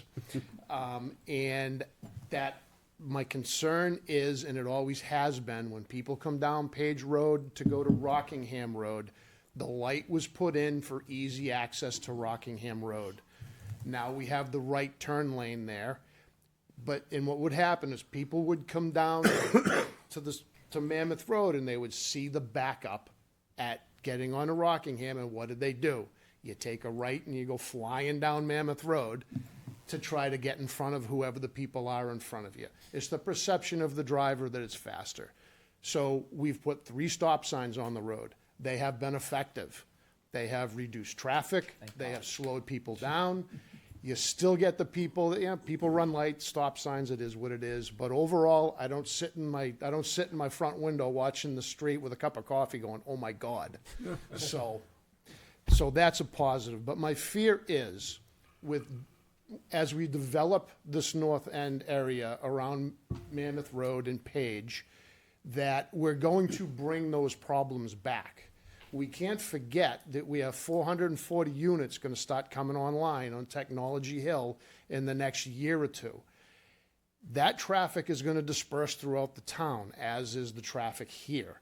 Now, when I look at specifically the development that's on Mammoth Road, on Page Road, if the people who live there come out, taking a left at the wrong time of day on Page Road is going to be really difficult.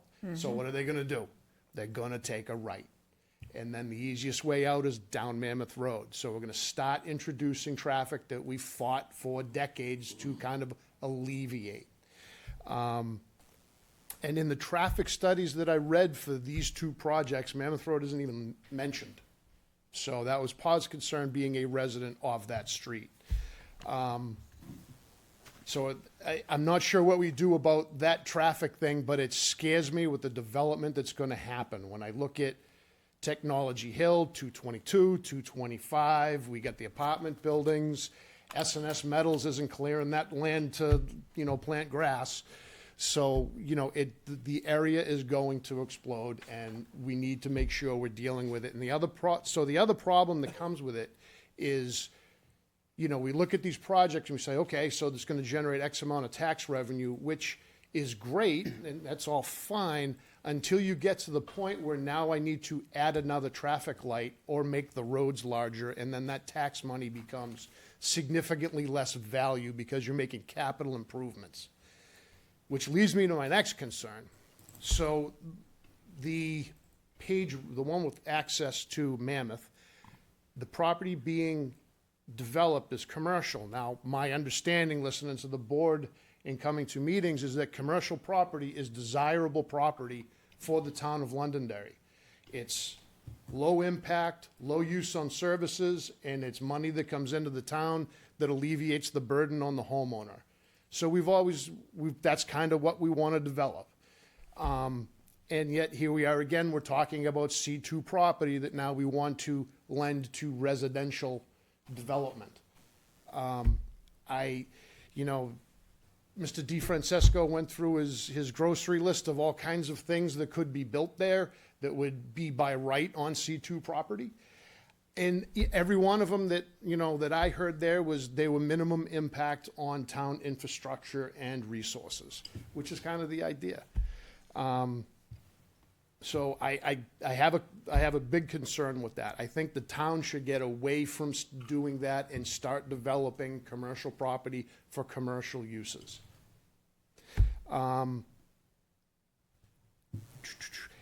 you know, one of the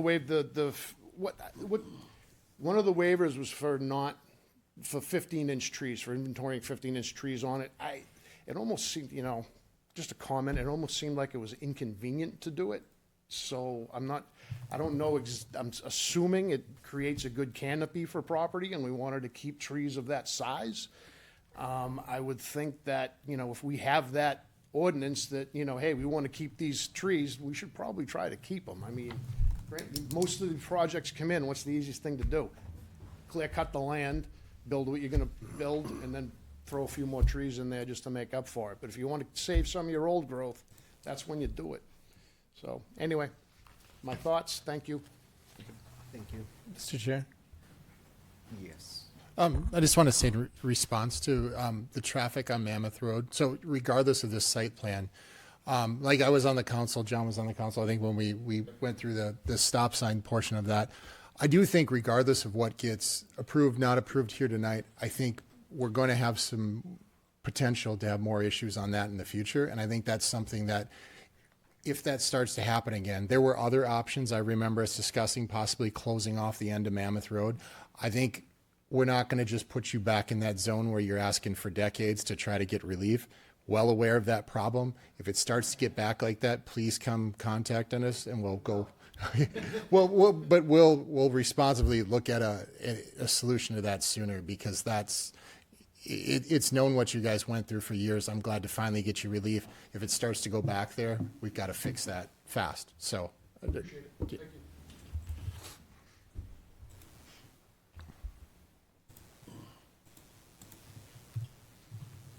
Robin Stewart, 522 Mammoth. I agree with Dave on everything that he said, but Mammoth and Page, multiple accidents. Videos have been sent to the police on a regular basis. There was one maybe 3 weeks ago with a car and a work truck. If you're going to add all that more, and I hear what you're saying, Sean, and I appreciate that, but if you're going to add all that much more traffic, how's that going to help us in any way at all? I know you said that this blends right in. I don't know where it blends in. This is a historical area. We do have businesses. There's that workplace, I don't know the name of it. And there's... Pardon me? Workplace. Oh, is that what it's called? Well, there's that workplace, and then there's Merrill's Farm, and what's the trucking place where they... Fortin's, yeah, sorry. And Fortin's, but they all blend right in with our neighborhood. They're all kind of just there, and they blend in. I don't see anything that blends in there in a historical area to just put up things that, it's like a mini Gilchrist. That's what they look like. And I don't think that's gonna lower the value of all of our properties, and it's going to just look out of place. So I don't know why, I don't know how that helps our neighborhood at all, and certainly diminishes our property rights or our property values. And Dave's right about Mammoth Road. The stop signs have helped a lot, but down by where I live on the rail trail, once they get dark, they think that the stop sign's only good for a rail trail. So they assume nobody's coming on the rail trail. They just go in and out like there's not a stop sign there. So I've asked for a blinking stop sign to catch their attention, but apparently that costs money, and nobody wants to spend that. So that's an issue, and that's before all this traffic has started and bombarded the area that we're going to have to live in. This doesn't fit into what I saw as the new town plan, the master plan for our area, that none of this fits into it. And I thought that was the idea of us having a master plan, was to make all these things kind of go hand in hand. So, thank you. Thank you. Any other comments from the public? All right, so I will close both public hearings. All right. So, back to the board? We're going to take it back to the board. Hey, John. Yeah. Just asking a couple questions. All right, so do we have any areas in town that we sign as put signage up for no through traffic, local only? There was a couple, my recollection, I think Litchfield Road is one of them. But again, that's only certain times of the day. So it And wouldn't be West Road, I think. unusual, all right, so let's, it wouldn't, I mean. Griffin Road has one. It wouldn't be unusual for us to, first my thoughts were is, okay, no right-hand turn, no left-hand turn, something like that, I'm thinking in my head, right, going into the village of Mammoth Road. And then I'm saying, okay, that's probably not manageable or enforceable. But if we, as part of this plan, if we required, local traffic only, or no through traffic, local traffic only, we've got to come up with the right verbiage or something like that, and post that, so that if people are going through that area, we do have an enforcement right. Two things on that. Number one, we don't enforce it. I live on Hull, which is a no-through truck, and 18-wheelers I've seen 18-wheelers go past cruisers, and the cruiser doesn't even put on his brakes. So we don't enforce it, and then number two, if you do that, all you will be doing is sending cars up to Hall Road and then cutting down Hall Road so that they miss. So we will be creating unintended consequences to save one road. Well, enforcement issues is not within our purview. I That's a police, that's a I police agree, but department. it is a quality of life issue that we're talking about, so. And I understand that. But, what I'm looking for is I'm looking for a solution in the middle. So they have a right to develop their land under our zoning. We, and I hear what the people are saying, but they can develop the land under our zoning. If you don't want them to develop the land the same way, then you gotta change the zoning, and they've already filed their application, and it's too late for that. Yeah, I agree. So, I'm looking for an answer in the middle. I'm looking for ideas. How about a light, It's a $500,000. if it saves a life? It's a $500,000. On Grenier Field in Mammoth. It's a $500,000, and you may not get the state to sign off on it because it's too close to the light that's at Rockingham, and Mammoth Road, or Page and Mammoth Road, excuse me. Can I And by the ask? way, that was $250,000, and we put that in so that the land on the other side could be developed, and the reason the town put it in was to develop that intersection. So, and that's what they're doing. So it's the catch-22, right? But I'm looking for, like, how can we come up with something thinking outside the box here to protect the current homeowners and work that into this project in some way? I don't know the answer, but I'm bringing it forward. Get a grant for the light. Okay. Town could try to get a We're grant. not talking about the light right now. Well, I mean, we are. Well, but- we are. Well, we are, but we So you can't need- talk about Grants for the the light. grants and all that stuff. I agree with John, and I do agree with you, Ann. So we can figure that out. We actually can't figure that out. It's a town council issue. Kelly? Yep. That's Just right. For the signage, the through traffic and local traffic only, that is not something this board can actually require. That's traffic safety, town council. Well, we required it on past plans to make them put up turn signs and everything If- else. On their site. On their property.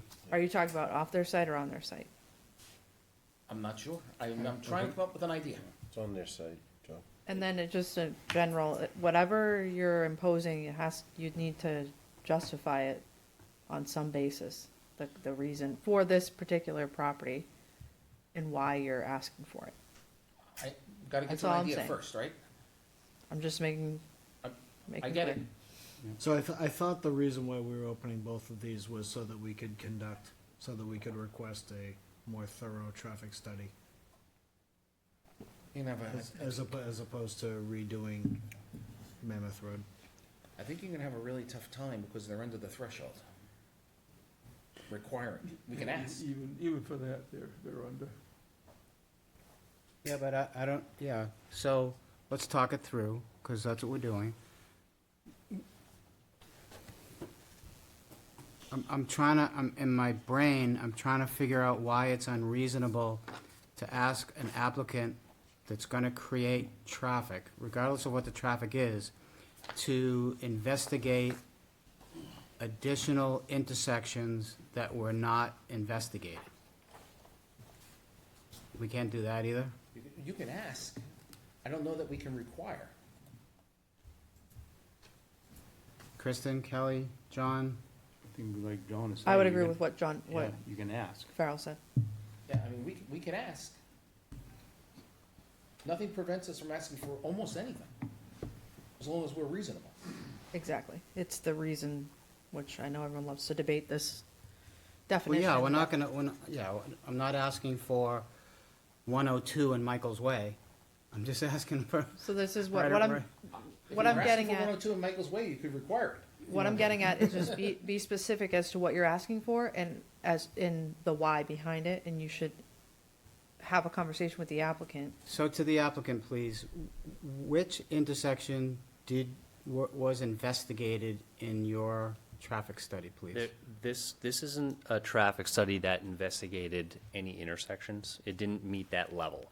And what that suggests, obviously, in terms of the regulations, is that this particular development, and again, even if they were combined, these particular developments don't warrant that in the sense. That's kind of what the regulations are set up for.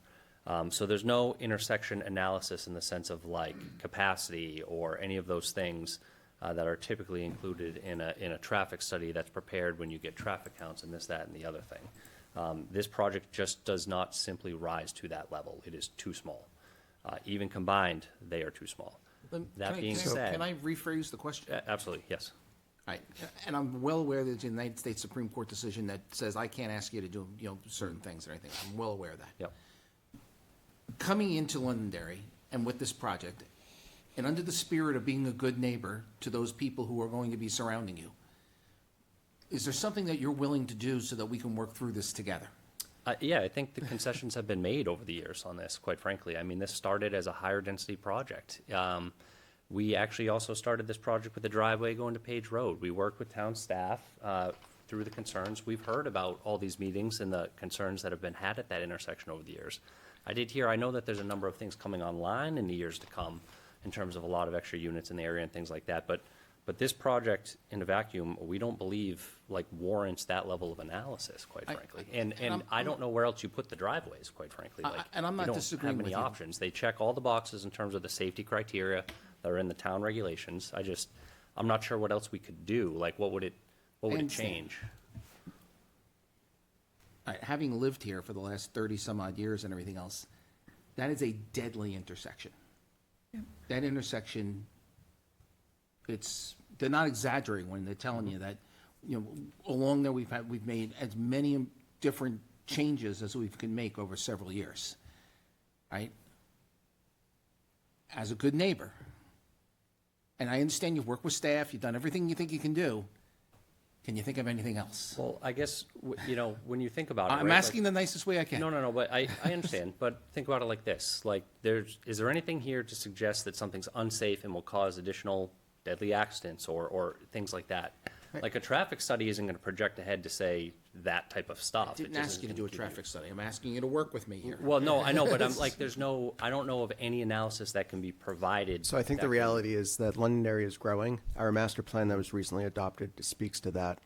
I'm not sure if you've had the opportunity to review the strategies that were in that master plan, but it is a guiding document that we have here. And to Mr. Farrell's kind of point of being a good neighbor, that's what we're trying to get at here, is where can we find kind of that, that good neighbor vibe, where what are we kind of looking at there? I kind of agree. A new traffic study, whether it's this comprehensive, what is that going to change?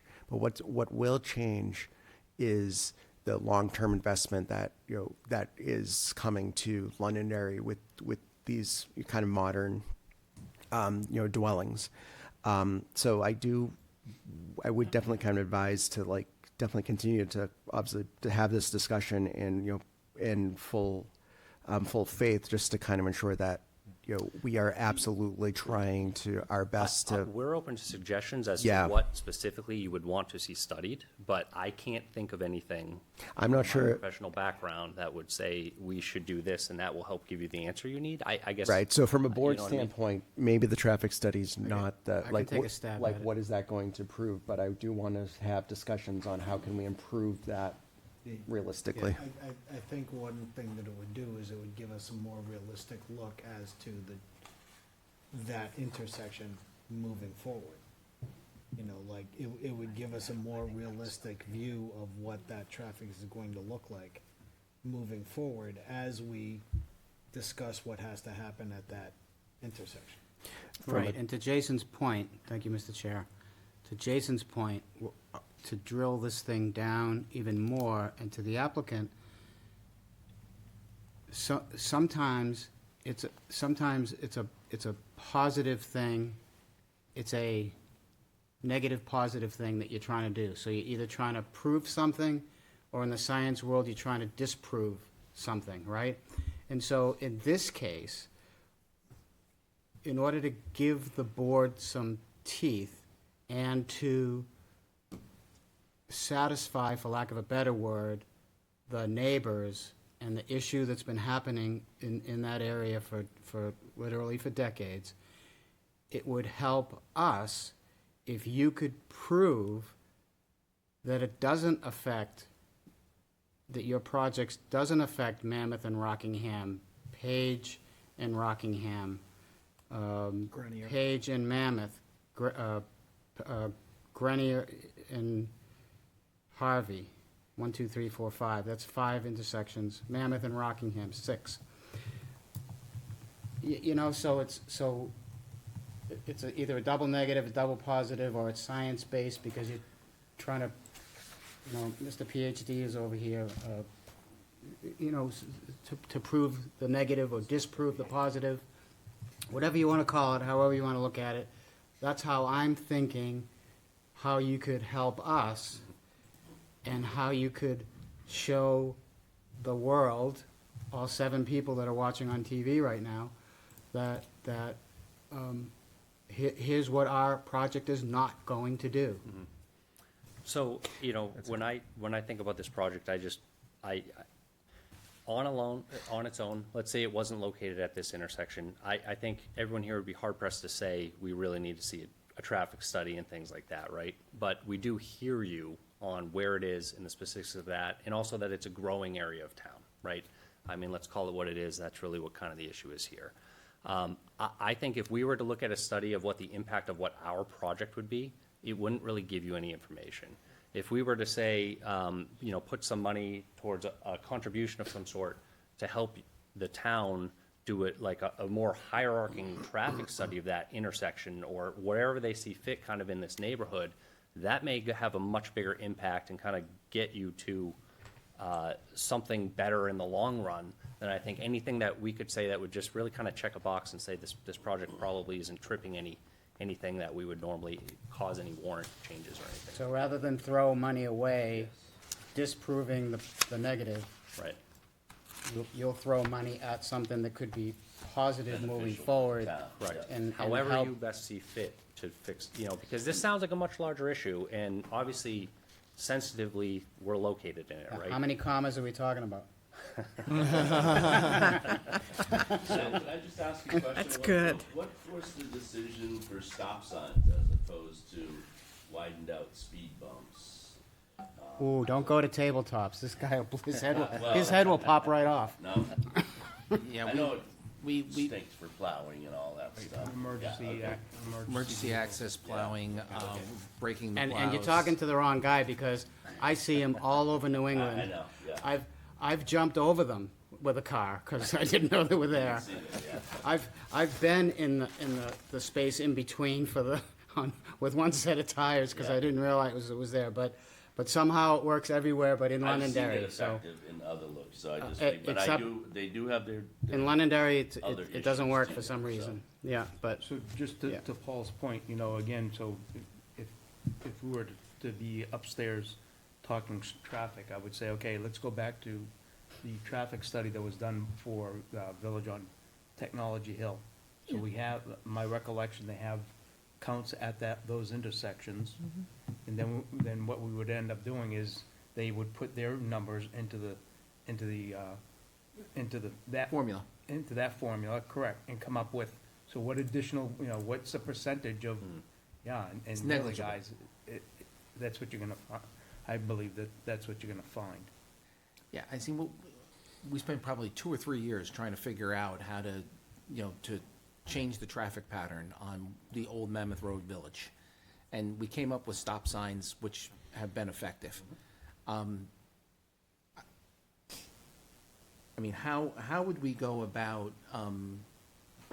having them work with the staff to do something positive to the town, as Tony's suggesting and everything? How would we do that?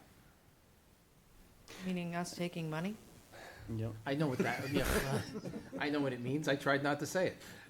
Well, Listen, I it's think like, we Talking need about an essentially an agreement, which would have to be considered. well, we could do, we could do a short development agreement. That's what I'm saying. It needs to be a development agreement, which this board, Which has to be as you well negotiated by know, the council. doesn't. Yeah.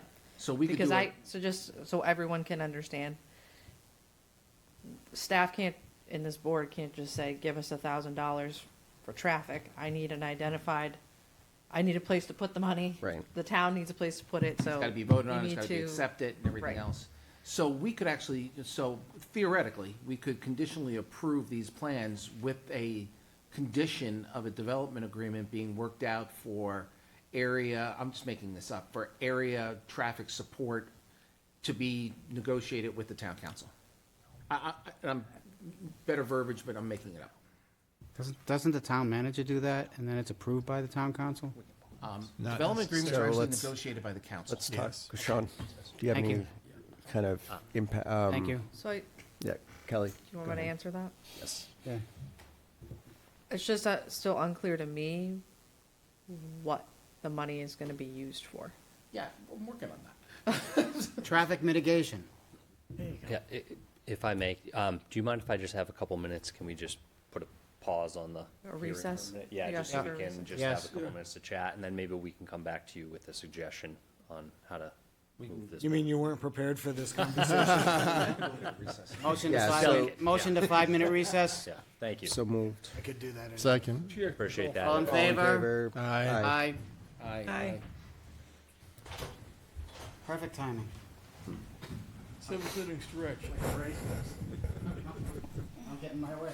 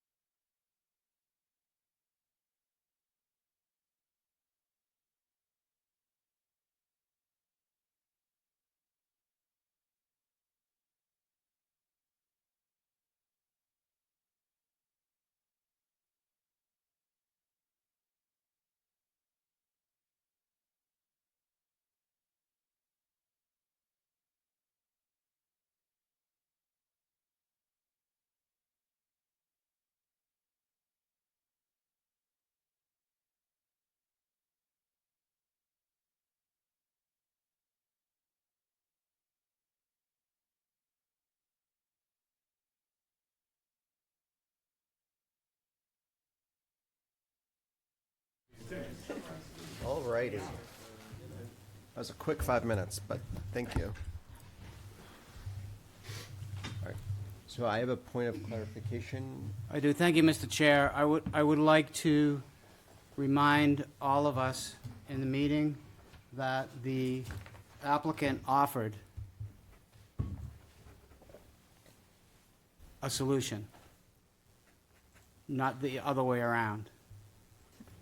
Okay, so just for the record, and I want the record to show that the applicant offered the solution, or a solution, or a workaround to us. Now we're trying to work forward, work And towards if I it. may, I just, as we were discussing even secretly here at the table, that I don't want to see us spending, because we already kind of know what that number would be, right? And if it's $10,000 to $15,000, I know it would be a waste of our money to come back with some of the same information as opposed to trying to help the town solve a bigger problem in my mind, but I will. Yeah, no, I agree with that. I mean, and the reality is we could do a traffic study. I don't think it would really change any of your thoughts, but it could check the box. It would waste the applicant's time and money.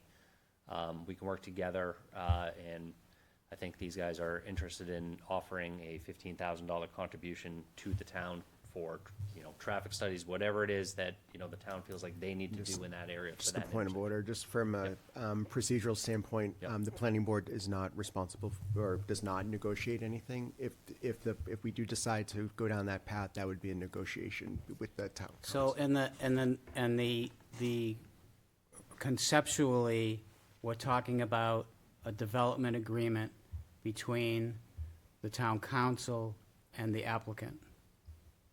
That's where things happen. Right, whatever that number We is. don't do that, the planning staff discuss doesn't that do that, now. engineering doesn't do that, the town planner doesn't So- do that. That's not what we do. So I can just so you understand as well, Yep. my recommendation, if that's where we're headed, is that you continue this so that we can, at the staff level, so I can go talk to the town manager, and this is why I'm saying this, so I can speak with the town manager and the council to even determine if this is something feasible, because this is not where that decision occurs. Right. And So, just as a discussion, on other planning board approvals, language such as had been added, particularly when we were talking about a hospital up on Pettingill Road, Yep. is that as a condition of approval, a development agreement focused on the Londonderry Village, also known as the Old Mammoth Road area, for traffic Mitigation, mitigation, potential mitigation. potential traffic mitigation, that can be added in as a condition. It can. Then you can do all the other work in the background. It can. My point is, I don't know the position of the town manager and town council on Well, this. honestly, it's up to the town council, not the town manager. I'm just making sure it's clear that I'm not making a decision on it, and neither is the board. You can certainly place a condition, but Well- understand that, As what happened with the hospital is that they didn't come to an agreement, and then it and didn't the, and the happen. plan went away. So that was what I was gonna say next, is that you can Right. condition it, they have to fulfill the condition. Right. And if they don't fulfill the condition, they can come back here and Yeah. ask for the condition to be removed. Yes. Yep. Well, I think it's a fairer approach because I don't think the applicants offered a proposal voluntarily to be continued. I think they would rather have, I also would say, that, I mean, the council realizes, speaking as one member of the council, this is a good faith thing of someone trying to do a good thing. If they hit the council and all of a sudden we're just going to decide to be unreasonable at that point, we're not going to ever get somebody trying to do something good again with the town, and that's just not how we should operate. So I think it should come to the council with a good faith, I would imagine, intention to just keep this simple. So you're talking about actually two conditions, because you get two separate projects, and the Correct. intent is for them to work together. Correct. Same condition in each one. You can have one development agreement across. two Understood, I'm different- just, for Yes. procedural, just, Correct. And Kelly, if I may, so what would be the next steps for the development, for the agreement then?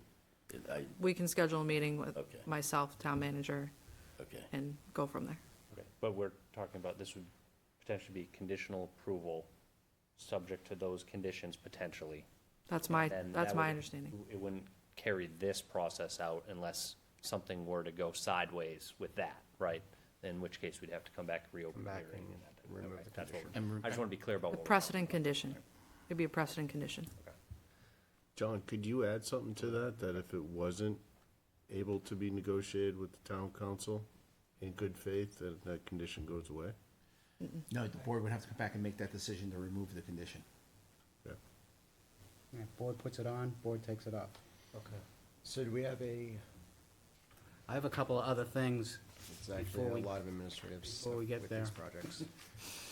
Jeff, you are never gonna wanna be chairman again. No, I want Jake's job, whatever You he's picked a doing. good night.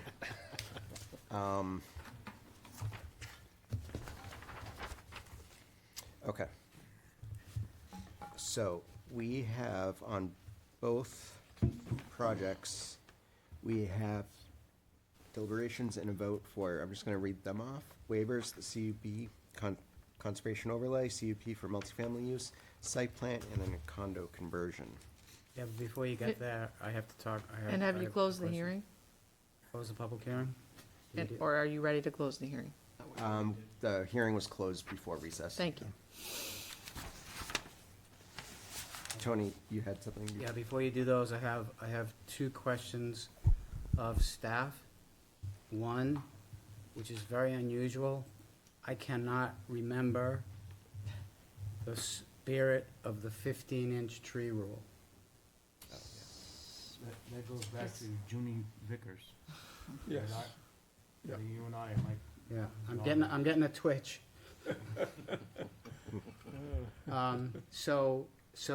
But we're asking applicants to identify all 15-inch diameter trees or larger, for what reason? because Junie liked trees.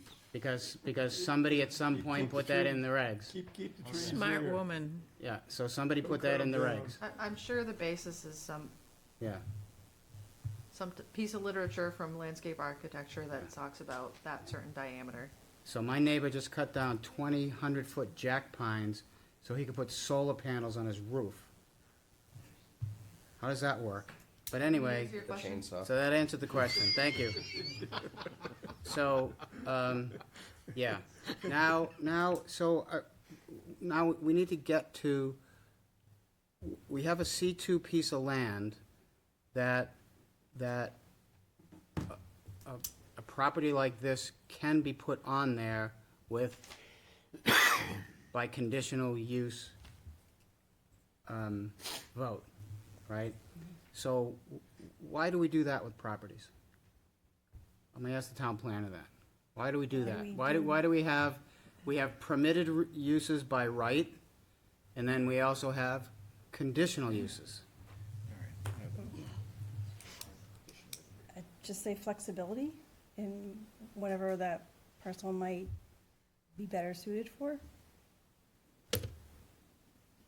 Kelly, do you have any comment on that? Well, I have a couple. Okay.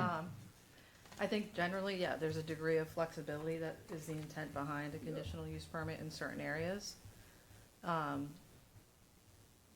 For the commercial zones, it's not, all commercial zones, it's a majority of them, but it seems to me, based on my read of how zoning is laid out in this town, that And to be fair, you were not here I wasn't. when that table was invented.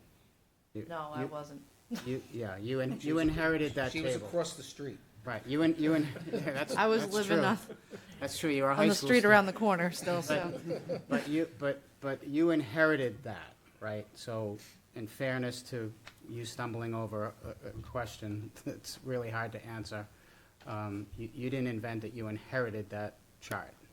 I mean, any Right of from- us staff here didn't invent any of this. It was, the zoning was adopted by the town council, but that's a different path to go Yeah. down. So my understanding and my educated guess, if you will, is that the CUPs specifically for the multifamily use were, that process was added to these commercial areas because they were in areas that made sense for a mixed use or in areas that already had residential, so it wasn't necessarily an outlier use, if you will. Yeah. And then I wanted to bring up the recent statutory change at the state, which I'm sure Some of us- Giovanni was yeah. gonna bring up, Some of us which have to- essentially, this isn't why we have it, Londonderry just happens to already comply with that. But it essentially states that municipalities need to allow for, to permit residential uses in commercial zones. It doesn't say by right, it just says allow for a permit or something to that effect. We do that by way of a conditional use permit. Yes, we were very forward-thinking 30 years Yes. ago when that chart well, was, when that quite chart was frankly, put you out. were. But, were. yeah, so my remembrance of it was, and I lived through part of it, you might remember the story about, I bought the first C3 lot in the town, because C3 was invented right around that time, and conditional use permits and C2 and whatever. And I vaguely remember a discussion that, well, these businesses are permitted by right, and these other businesses will do it on a case-by-case basis because these additional businesses, these whatever, 10, 12, whatever it is, will probably have around the same amount of traffic as these other businesses and/or also the same amount of noise and commotion and whatever. That's my remembrance of the zoning thing for conditional use. So I wanted to get that on the table. I don't know if anybody else. I think you got it right, Tony, because as Kelly said, it was really designed for flexibility. Because, different areas of the town, there's different conditions and everything, and those conditions change with time. So you get this option of things you could have in there, but, a basic use for it. But I think a lot of the verbiage that we have is from Tim Thompson. Yeah. Johnny? The other criteria for that too is serviced by water and sewer, which the property is. But water and sewer are the big determiners of industrial usage and multifamily. Right. And to Kelly's point, now the state has caught up with Londonderry, and the state is saying, in your commercial zone, you can do these things. All right, so I'm ready to move on. Thank you, Mr. Chair. All right, so it's 10 minutes of 11. Yes, so Let's go. let's, all right, so I'd like to so let's work on the waivers first. Actually, you know what, I'm sorry, I do have a question. What's the deal with the 15-inch trees? Why do you want to get rid of them? Well, because we can locate them, but we're clearing what trees we need to clear for the development. So what's the point? The trees that are gonna remain, whether they're 15 inches or 12 inches or 16 inches or 14 inches. We're clearing what we need to clear. We're not just going out and just killing trees for the sake of it. You know what I mean? So- And we want to keep a barrier Yeah. between the road, the road for sound and then the adjacent business in the back, the workforce or workflow. Yeah, workplaces. If you Yeah, build too close to a tree, it damages the roots, they're That's gonna right. die Yeah, anyway. there's not a requirement to keep the tree, it's just to simply locate it on the plan. Why? I don't know what benefit that really provides unless it's like, hey, can you keep this one or not? Like, there might be a little bit of leeway there, but Yeah, I no, don't I think in just, this type of yeah, application. thank you, sorry for the bluntness that I No, it's all good. came at Okay, so that which one are we doing first, Mr. Chair? We want to do the 3-page road first. Okay. We need to work on those waivers. Mr. Redd, do you have them in front of you? There's only the one for the trees. There's only There we go. one, which is waiver, it says waiver 1, site plan regulations, 4.12.C.19, Roman numeral 8, identification of trees greater than 15 inches diameter. The applicant seeks to waive the requirement to identify all trees greater than 15 inches diameter, and I will move that we waive that regulation. So moved. Second. Second by Tony. All in favor, starting with Ann, please. Ann Champa, aye. Giovanni Barani, aye. Tony D, aye. Arthur Rugg, aye. John Farrell, aye. Jason Knight's aye. Sean Faber, aye. And the chair votes in the affirmative. Waivers are satisfied. Okay, moving on to the conditional use permit for conservation overlay. Mr. Chair, I will move that the applicant is requesting a conditional use CUP permit per Londonderry zoning ordinance 4.6.1.4.a Conservation Overlay District, and that the board grant the permit. Second. Motion by Art, second by Jason. Roll call vote, starting with Ann, please. Ann Champa, aye. Giovanni Barani, aye. Tony D, aye. Arthur Rugg, aye. John Farrell, aye. Jason Knight's aye. Sean Faber, aye. The chair votes in the affirmative. That CUP conservation overlay has been approved. Moving on to the CUP for multifamily use. Okay, okay, I have a motion that is, I think, wetlands buffer impact. We need a CUP for that, and then I think the multifamily, I got next year. But what I'll do, I'll move that we approve a conditional use permit, CUP, for under zoning ordinance section 4.6.1 to allow approximately 1,400 square feet of permanent wetland buffer impact for the construction of stormwater management improvements, consistent with the Conservation Commission's March 10th, 2026 recommendation, and is shown on the plan set. The motion. Do I have Second. a second. Second by Tony. Roll call vote, starting with Ann, please. Ann Champa, aye. Giovanni Barani, aye. Tony D, aye. Arthur Rugg, aye. John Farrell, aye. Jason Knight's aye. Sean Faber, aye. And the chair votes in the affirmative. Mr. Chair, I'll move that we approve a conditional use permit per Londonderry zoning ordinance, section 4.1.2, to allow multifamily residential use on a parcel in the commercial 2 zoning district. So moved. Second, Tony? Second by Second. Tony. Roll call vote, starting with Ann, please. Ann Champa, aye. Giovanni Barani, aye. Tony D, aye. Arthur Rugg, aye. John Farrell, aye. Jason Knight's aye. Sean Faber, aye. And the chair votes in the affirmative. Okay. On to the site Okay, plan. Mr. Chair, I will make a motion to grant conditional approval of the application for a formal review of a site plan and conditional use permit for a 12-unit multifamily residential townhome development and associated site improvements and a condominium conversion permit, lot consolidation, and conditional use permit for 1,400 square feet of wetland buffer impact at the commercial 2 district, 3-Page Road and 556 Mammoth Road. Tax map 15, lots 235 and 236. Page Rock LLC is the owner and applicant, with the precedent conditions to be fulfilled within 120 days of approval and prior plan signature, and general and subsequent conditions of approval to be fulfilled as noted in the engineering memo. And An additional precedent condition to add to your motion to establish a development agreement with the Londonderry Town Council focused on the village area, also known as Old Mammoth Road, for the potential traffic mitigation. Okay, that's included in the motion. I'm asking you to include that in the motion. Yes. so moved. Second. Moved by Art, second by Tony. All, roll call vote, starting with Ann, please. Ann Champa, aye. Giovanni Barani, aye. Tony D, aye. Arthur Rugg, aye. John Farrell, aye. Jason Knight's aye. Sean Faber, aye. And the chair votes in the affirmative. The site plan has been approved with the present conditions as outlined. We need to do the Step in the condominium right. now. You're good. You do You the included condo condo in conversion. your Now we can go to motion. the condo conversion. You included it in your motion. Did I? Art did. Oh, okay. Perfect, Art. I was reading Good what job, it's getting late. All I'm right. still here. Thank you. We're going. All right, so We noticed. on to 295 Rockingham Road. Had the public hearing.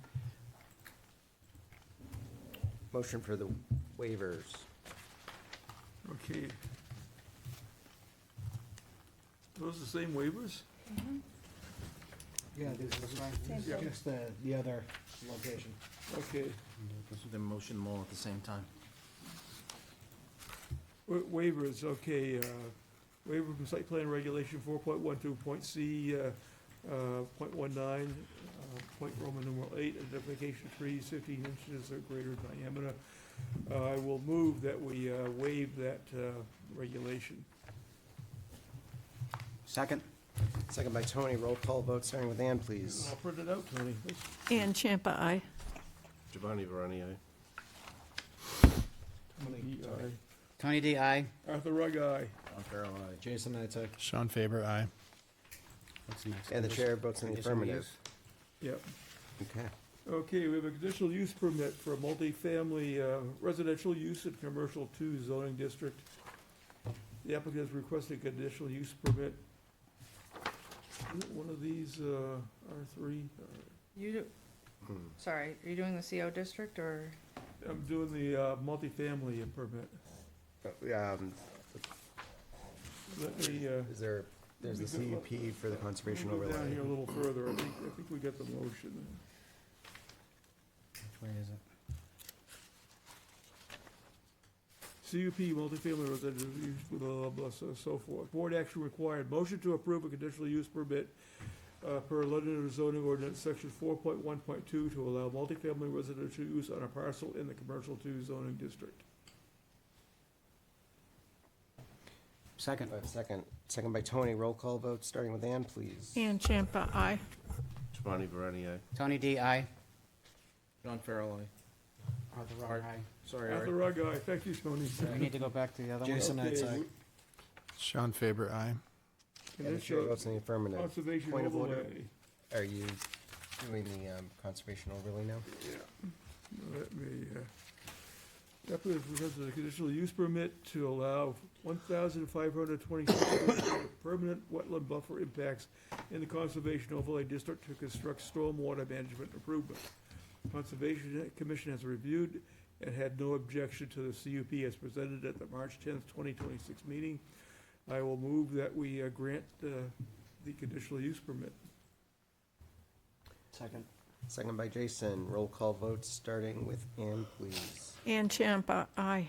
Tony D, Giovanni aye. Verani, aye. Tony D, aye. Arthur Rugg, aye. John Farrell, aye. Jason Knight's aye. Sean Faber, aye. Yeah, we're. And the chair votes in the affirmative. Tony D. Okay. Motion passes. So I think we've got 3 permits done on that. Now we gotta do the, No, the, Plan. Site plan. And the Site site plan plan. motion also has the condo conversion rolled into it. oh, the condo conversion? Yeah, it's rolled into that one. Rolled into it. You read Oh, it. that's- Okay. We voted on Mr. it. Chair, I will move that that we grant conditional approval for the application for a formal review of a site plan and conditional use permit for a 12-unit multifamily residential townhome development and associated site improvements and a condominium conversion permit and conditional use permit for 1,522 square feet of wetland buffer impact in the commercial 2 C2 zoning district, 295 Rockingham Road, tax map 17, lot 25. Page Rock LLC is the owner and applicant, with the precedent conditions to be fulfilled with 120 days of approval and prior to plan signature, and general and subsequent conditions of approval to be fulfilled as noted in the engineering memo. And in addition, you can read that. Precedent condition to establish a development agreement with the Londonderry Town Council focused on the village area, also known as Old Mammoth Road area, Old Mammoth Road, for a potential traffic mitigation. second. Made, second by Tony. Roll call vote starting with Ann, please. And Champa, aye. Giovanni Verani, aye. Tony D, aye. Arthur Rugg, aye. John Farrell, aye. Jason Knight's aye. Sean Faber, aye. And the chair votes in the affirmative. Motion carries. So much. Yep. Thank you, everybody. Thank you. Thank you. Have a great evening. Thank you. Thank you. We can work through stuff, one way or another. Good luck on the next steps. Yeah, appreciate that. Thank you. Thank you. Okay.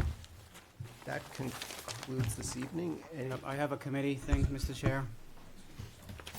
Yes, Tony, go ahead. So there was a meeting of the Heritage Commission where they embraced the checklist that we gave them. They were excited to get it and to use it, and felt as though it was going to be an improvement to their committee. So special thanks to Kelly and Kristen and the board members who worked on that. We did have several meetings to try and help them out. A couple little tweaks will happen, I'm sure, along the way, but it's all set. There's a water bottle on that. Yeah, we had a glitch already. I think we're getting ahead of ourselves.